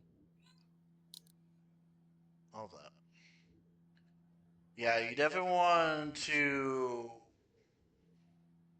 listen to the people who are willing to take the time out of their day to teach you, and just those resources you got. Look for those, and then the people that, like I said, are willing to help you out. Let them, and take any advice you get, and because it's like a cocky sports athlete who is a rookie, and it's like you're getting told something by Tom Brady about something, and you blow it off. It's like, are you gonna blow off a Tom Brady of any type of thing that he tells you, or a Peyton Manning, or whoever it is? And it's like they're giving you some type of advice. They're telling you, hey, throw it a little bit sooner, or this and that, and you'll see a different outlook. And it's just like you're getting the time out of their time. Someone who's been playing the game, and then you don't want to listen to it. It's just like that's just silly. So you want to just take all the advice you get from people, um, and use what you use, and get what you get out of it. So, what has streaming have meant to you? That's probably gonna be my last question, and I'm gonna eat. I'll be honest, it's 1 2 hours, and I gotta eat before it's too late. Um, what has streaming meant to me? Probably one of the best questions to end on as well for me. I'll be honest, man. I'd say everything. Basically, streaming helped save my life. You know, when I look back on my first day, setting, because I remember when I first started. This is one thing I don't know, a lot of people don't know about me. When I first started streaming, I didn't start on PC or anything. I started on a PlayStation. I started on a PlayStation 4, and I had no web camera. I had nothing. I was literally nothing. You know, and I did what I could with the streaming on the PlayStation, and then I was like, all right, what can I do next? Then basically, what I went from there, from streaming on PlayStation to I got wow, what's it called? It's like a laptop, but it's like a cheaper kind of laptop. What's it called? It's like not like a MacBook, but something like that. The Alienware or No. It's like a $200 laptop. It barely does anything, but I was able to like somehow pirate. No. What I did is I had light streams on it. All right, I had light streams on it. So basically, what I was able to do is you can take your gameplay from your PlayStation and you can connect to your laptop and you can download light streams, and basically you can put like alerts and all sorts of stuff like that on there. I don't know if you guys know that. You can still do it to this day. It's called Lightstream. So if you're on console and you don't have like a PC, but you have like a little laptop, you can do that. So I started doing that, and dude, that's where I got like the whole creative aspect. I mean, this is like on 4 or 5 years ago, and I remember like I started like making these like little banners, and I had alerts, and I was doing all this cool stuff, and that's where I started like really getting the vision of like what you see now. I envisioned this, dude. Like all these crazy ass like virtual reality like studios and arenas that you see me make. I like envisioned this. I did like even like when I remember like when I was like first starting to like somewhat do this crazy shit. Like I remember like at first it was like full body. You know, it was just like some kind of lights and stuff like that. You know, and then I just like kept grinding, kept thinking of better ideas. How can I make this cooler? How can I make it more hype? How can I get it, crazier? Then that's where I ended up getting the green screen. And I have 10 of them in my room. That's how I'm able to jump around because one green screen won't do. You get the floor green screen, like your walls green screen, the whole ceiling, because your camera picks up everything. So I just invested in my craft. Um, I just kept doing research, right? I just researched and trial and error. I failed so many times. I messed up so many times. I went wrong so many times, and that's why I succeeded. Because I learned from every mistake that I ever made. In life, not just streaming. I've always learned from even when bad things happen. You still learn from it, right? So like that's one thing that when I look back, streaming, it still means everything to me. I love this. I mean, obviously, like I said, I put IRL first, but I love streaming. I love doing I love gaming with my boys. I love getting when I'm like when I'm on my virtual reality stage and chat's going crazy, and it's hype. Like there is no high in my life I've ever had that is higher than the high that you get from that. Really, bro. And I mean that genuinely. Like when you got your community in there and they're throwing those emotes in there, and I got those lights flashing, and that music's blaring, and the fucking fireworks are going off, dude. The energy that's radiating through my body is fucking electrifying, dude. And there's not a high, a drunk, a feeling in the world that will ever replace that shit. So, and big shout out to anyone that's ever stopped in my stream and supported me, man. For real, you made a drastic change in my life, and I'm so grateful that God blessed me down this road through the ups and downs, the good times and bad, the blood, sweat, and tears that I've gave through this the streaming career, man. I would if you asked me to do it all over again, I wouldn't have been for that. For real. One more question before you go, Inspires. Give me 5 things that you're grateful for. Chicken tenders, Chicken tenders, the gym, no, I'm just kidding. Yo, first off, most important thing is I want to give praise to God. I want to give thanks to Jesus Christ for being my Lord and Savior. If you haven't given your life to God, I recommend so, man. Uh, a lot of people, they have a little bit of like weird opinions about the church. I can definitely understand that. Church isn't for everyone, but I promise you, if you give your life to God and give it a chance and read the Bible, there's not an aspect of the Bible that if you don't apply to your life, that will not make your life better in every aspect and form. So first and foremost, I want to say praise God, praise Jesus Christ. You said five things we're grateful for. 5 things. So besides number two, my community, dude. My community is everything. So shout out to all my mods. Shout out to my VIPs. Shout out to my viewers and everyone that comes in and supports my stream and supports my streaming career. Man, I love you guys so much and you're the best. Number three is the gym. Does that count? Like I love the gym. Yeah. I was speaking about this earlier, man, and a lot of people they laugh at this, but I mean, if you're dealing with mental illness and struggles and depression, and you're not going to the gym, I'm sorry to say, then you try it. Don't knock it unless you try it. You know what I'm saying? Seriously, a lot of us guys, man, and women too. Like if there's women in here, I'm telling you, a lot of us, we struggle with depression and anxiety, especially like, about how our looks and how we feel. Make changes to your life. One of my favorite quotes ever. This is like my top three, right? Nothing changes if nothing changes. If you wake up doing the same exact shit and you're not changing anything and you're wondering why it's not changing, well, why do you think it's not changing? Because there's nothing changing. You have to, and it's scary, right? Boys and girls, isn't it scary sometimes when you think, oh, like when you have to do something you've never done before, you get anxious, right? You get anxious and you're nervous because you don't know what's gonna happen, right? You don't know what's gonna happen down that road. Like if I go to the gym, am I gonna look bad in front of people? Are people gonna laugh at me? Am I gonna be able to handle it? Fuck what anyone thinks about you. Do it for yourself. Who cares what people think about you? When I went to the gym when I was 200 pounds, I'm sure people laughed at me. Now I'm going to the gym and people praise me, and I don't mean that in a cocky way. They do. They're like, holy shit, this guy right, he's lost 107 pounds. So the same people that used to laugh at me, they're not laughing no more. I'm laughing, but I'm humble. So number three is the gym.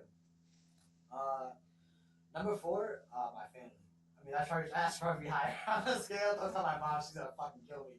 Oh man, mom, I love you. I'm sorry. Shit. But yeah, my family. I have a great family. My mom is literally a splitting image of me. If I ever got my mom on stream, you guys would absolutely love her. She's a hot shit. So I'm definitely grateful for my family. They've been there for me through the ups and downs. Sometimes we haven't always seen eye to eye on a lot of things, but at the end of the day, family's all you have. You only have one family, so you can't control that.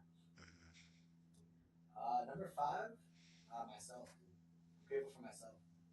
I for a long time I didn't love myself. I hated myself. I hated who I was. Um, there was times where I didn't have the best thoughts about myself and wanted to continue to live. And this was what brings me back to number one: is just believing in God and giving my life to God because through Him, I was able to learn to love myself again. He reminded me of a purpose because everyone that's listening to my voice, God put you on this earth for a purpose. Don't feel like you're just a waste of space. Don't feel like you're here for no reason. Everyone has a purpose in this life. You just have to go out there and live it. And it's not just sitting in your house all day, every day doing nothing. Go out there and live a purpose. Find a reason to be a difference in the world. We all have the ability to make a difference in the world. God made this beautiful world. Let's go out and make a difference. Let's go and make this world better together. You know, and sometimes before you can do anything else to help anybody else, you have to help yourself first. You have to get yourself right first. So shout out to myself for stopping. That I quit drinking, that I quit drugging, and I put that aside, and I put myself first again. And I went back to church, and I started reading the Bible, and I took my diet serious, and my health serious, and myself serious. Because if I never did that, I'd be dead. The way I was living, the way my drinking and my drug habits were going, there's no way possible in hell that I would be alive speaking on this podcast today. So shout out to myself for changing my life, loving myself again. All right. I want to listen to Havoc so too. That's you. All two right, all two right. questions, Havoc, before we wrap things up. Yep, Is what absolutely, streaming sir. meant to you, and then the 5 things that you're grateful for. Streaming to me has been a rewarding journey of engaging people, right? I'm a people person. Uh, my family is not close to me; they are hours away from me. So all I really have is the people that I make friends with, right? And just like the brotherhood in the military that those of us that are veterans or active duty can speak on, your friends become family, right? You forge relationships and go through trials and tribulations with these people that bonds you closer than blood. That doesn't change that you do have blood family, right? But that does give you other outlets when you feel isolated, that are available to you, is those people that you make true, genuine connections with. And experience ups and downs with, right? Not every life is not all about the roller coaster of up, right? It is up and down, and sometimes upside down. Like you just gotta find people that's willing to ride with you. And that's what I try to do with people. I try to make that connection with my streaming community and try to make it transparent to them that I want to be that same person on their roller coaster, whatever that looks like, right? So, hopefully that's something that my audience sees in me, because that's my goal. That's what I try to obtain. Hopefully that's something that you guys in our interactions and stuff together see in me, because that's who I truly try to be. Um, and I'm also okay with criticism, right? Like, tell me where I suck, tell me where I can grow, tell me where I can do better, because um, if you're not willing to do those things, you're not not everything is about uh, oh, look what I've done or look what I can do kind of thing. You got to be able to adapt, right? You have to have some adaptability in anything in life, not just streaming, but just life in general. Um, so that would be what streaming is meant to me. The big five. I'm gonna take Inspirez as number one as well. Uh, Faith and finding church again in God has been instrumental in the person that I sit in front of every single person here today as. Um, there is a lot of different things, right? Some people are church hurt and different things like that. There's a lot of different denominations and things like that, right? And that can be scary to some people. But a guy I follow on Facebook, a pastor that's a big pastor at a church in California. I've actually sat through a couple of his seminars, like his leadership seminars and things like that. And one of the biggest things, man, that he tells people, and this is for everybody on the call, right, is don't be afraid to have an encounter with Jesus. And the reason why I say that is you can't do enough drugs. You can't commit enough sins. There's no sin worse than any other. Sin is sin. That's why the Bible says it. The rapes, the murders, the drugs, the lusting. It doesn't categorize one crime higher than the other. It is sin, and that it is a simple three letter word, right?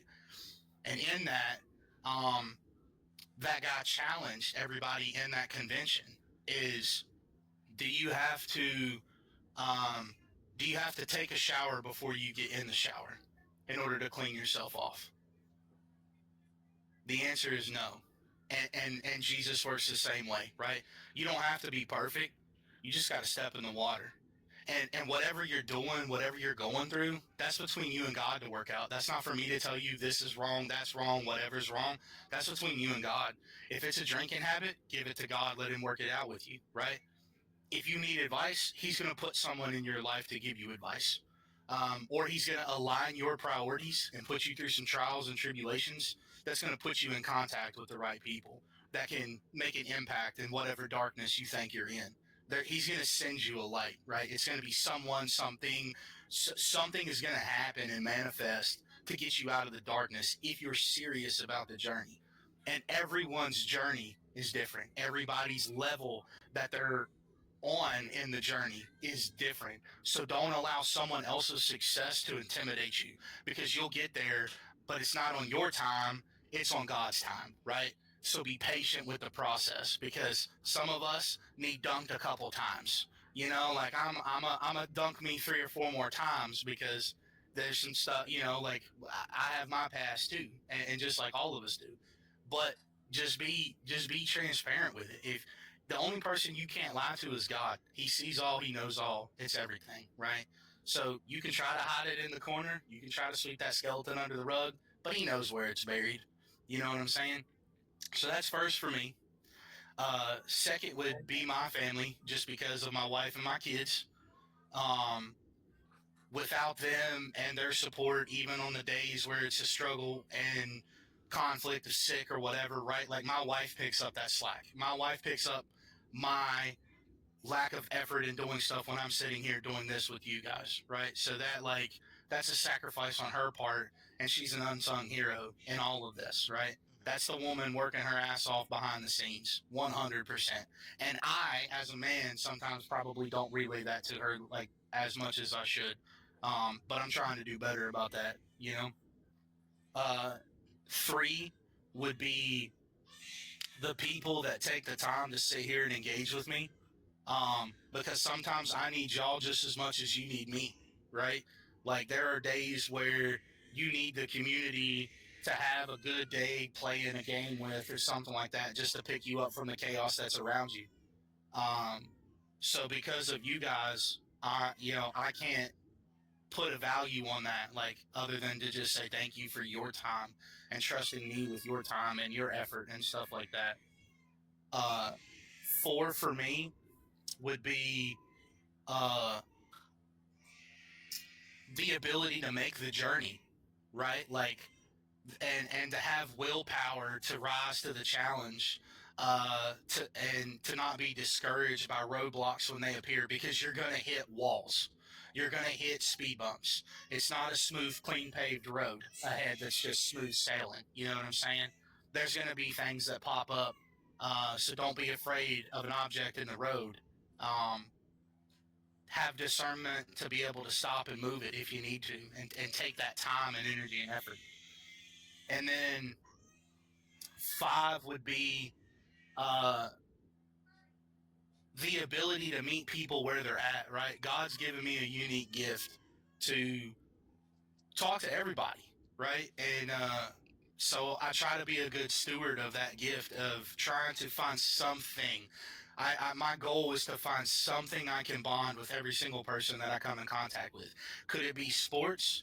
It can be hunting. It can be fishing. It can be guns. It can be food. It can be gym, or it could be all the different whiskeys and bourbons out there in the world that I used to taste and sample. It could be games. It could be kids. It could be, struggles of a marriage. It could be anything across a wide spectrum of things. I've probably got something in common with someone if I sit and talk to you long enough.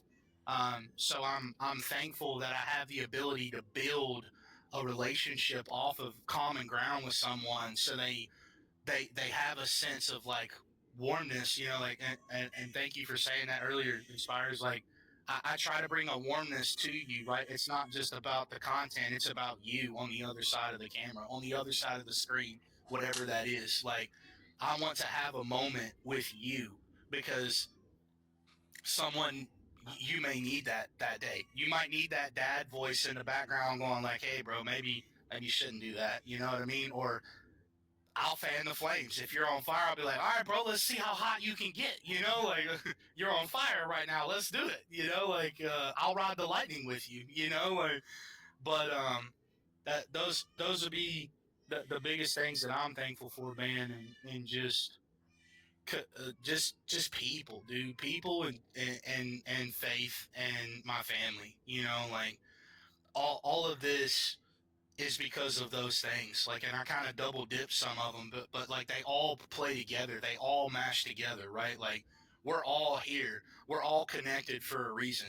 We're connecting for an even deeper reason, to possibly make an even bigger impact on more people than what's just here tonight, right? So we gotta know, we gotta be a good steward of that, and just keep to our roots and what our values and stuff are, and make sure everybody understands, so we're all on the same page. Like, you get 1,000 people fighting a battle, man, you can turn the tide of that battle. You know what I'm saying, at the end of the day. Whereas if you're just one person, you may not be able to make as big of an impact. But if you look at a biblical story, David and Goliath, one person made a significant impact with the right tools. You know what I mean? So, like, it's okay to chip away at a giant. And another saying in the military, you eat an elephant one bite at a time.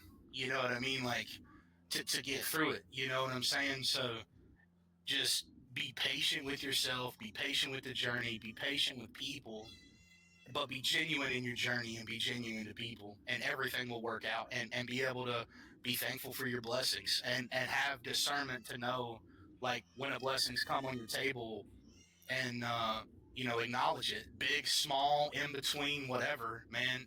Like, I've got power in a snowstorm right now that's pounding North Carolina, and I'm doing this podcast. Praise God. You know what I'm saying? Like, we're not going to go cold tonight. Well, I've got food on, you know what I'm saying? Like, we got food on the table, things like that. My well hasn't frozen over, so my family's without water, and we've been in freezing temperatures for 9 days now. Like, little things like that, bro, can get lost in translation. I've got, I don't know how many viewers because I don't have that thing on this screen, but I've got at least one, right? Like, there's someone in here, bro. Like, I got one person that's riding the lightning with me. You know what I'm saying? So, like, shout out to you. Like, and shout out to you guys for hosting this here, and being a part of this with me. Like, I'm honored by your creativity, because both of you have helped me do stuff. I'm honored by y'all's creativity, your intuition, the want to reach people, and the effectiveness of your guys' platforms to do that, to make genuine connections with people, because I'm about that mission too. You know what I'm saying? So there's strength in numbers. For sure. And that's why I got you both on here today. I knew the three of us, we all have the same mission. We all want to inspire, make people happy, make people's day better. And we all have, like, I love the stories you guys talked about during tonight's show. And I am grateful that you guys were here and talked about it and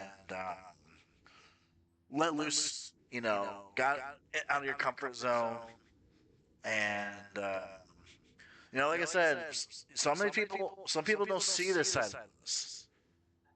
Instead where they see us just gaming, doing this, you don't see us just chatting and talking about, you know. And that's why I love doing this. Is I want to give the platform to people to where they can be themselves and be more vulnerable. Because that's what this is all about. This is real talk. At the end of the day, we're still real people too. And this is what we're facing in our journey to entertain you guys. Like, you guys get the behind the scenes of what we face in our daily lives. You get what we go through and what we have gone through during this journey, and what we will continue to go through to be your guys' entertainment. So again, I do thank you guys, gentlemen, so much for being here, for taking the time out of your night to talk about your journeys. And whatever happens going forward for you guys in the future, I hope is a banger, of course. And I'm looking to see what happens next for you guys. Thanks for having me. I appreciate it. Thank you for having us. Of course. Absolutely, man. I would have not rather have done it with anybody else but y'all, man. So TMZ for streamers? What does that even mean, right? It is TMZ for streamers. Nah, I'm crazy, man. He's definitely getting spoiled milk, bro. He ain't getting any Alfredo what you If you guys do want to know, the podcast will be uploaded to my personal YouTube channel, which you can find just searching the same thing as Switch, as it's going to be in full, no editing, just what we did today is going to be on there. So, if you guys want to take anything from it, let me know. I can send you the full VOD. If you guys want to make content out of it, go ahead. So, I'll send it to you guys sometime tomorrow. Awesome. Thank you so much. Sounds good, bro. Thank you guys so much. Love you guys. Absolutely. And hopefully you guys have a great rest of your night. W everyone that sat through this with us. Like, shout out to the communities, right? Exactly. Yes. Thank you so much to all the communities out there that came in and hang out with us. Without you guys, we wouldn't be able to do this. Yep. At the end of the day, you guys are just more of this journey than anyone else. So, W community. But without further ado, you guys, we're gonna wrap this up. I'm gonna raid out. These two, I'm sure, are getting ready for some dinner. Yeah, I'm gonna get some food and I'm gonna play some games for the rest of that. I'll be honest. I'm gonna get some food. I'll be gaming for the rest of that. Yeah. Crazy. I will not be gaming. As y'all have heard in the background, the baby is not happy. But I'm gonna take the baby from the wife, because she's held the fort down here for almost 4 hours. So I'm gonna let her eat a nice warm meal. So she actually made dinner. So Rag, dinner is actually Cajun chicken over Spanish rice, with a little bit of gravy, and it's quite delicious. So I'm gonna get off here and go help her. And but W host Biggie, I appreciate you, brother. Thank you for thinking of me to do this. Of course. Inspires W partner man through this journey, big dog. Like it's a blast, man, and I'm thankful for both of you guys. So um and the guys that followed me this evening. I Yes. appreciate y'all helping me obtain my 400 follower goal. So Amen. W to everybody. I hope everybody's nights are blessed, and I hope y'all stay safe if you're getting some weather, and be careful and stay safe out there. You know what I'm saying? Enjoy your dinners. Yeah. Also, you guys, before we wrap things up, starting in March, I am doing podcasts on Sundays, more about just random topics. If you or anyone in chat are interested in being a part of those episodes, let me know. Just come and hang out in chat. If you want to talk about a topic, come in here and we'll get you on for the show. Thank you for that follow, Jersey. I appreciate And it. then if you're a streamer and want to be a featured guest for these streamer series episodes, they are on Saturdays. So come hang out, give me a follow, we'll get in contact, and we'll get you going in a future episode. So thank you guys so much, and that is it for us, you guys, for the night. Peace. Take care, everybody. Later. Later, guys.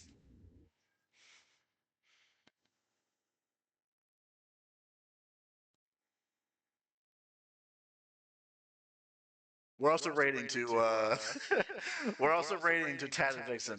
So we're gonna do that, and then we're out of here. So thank you guys so much again for watching. Where is? Did it go? There we go.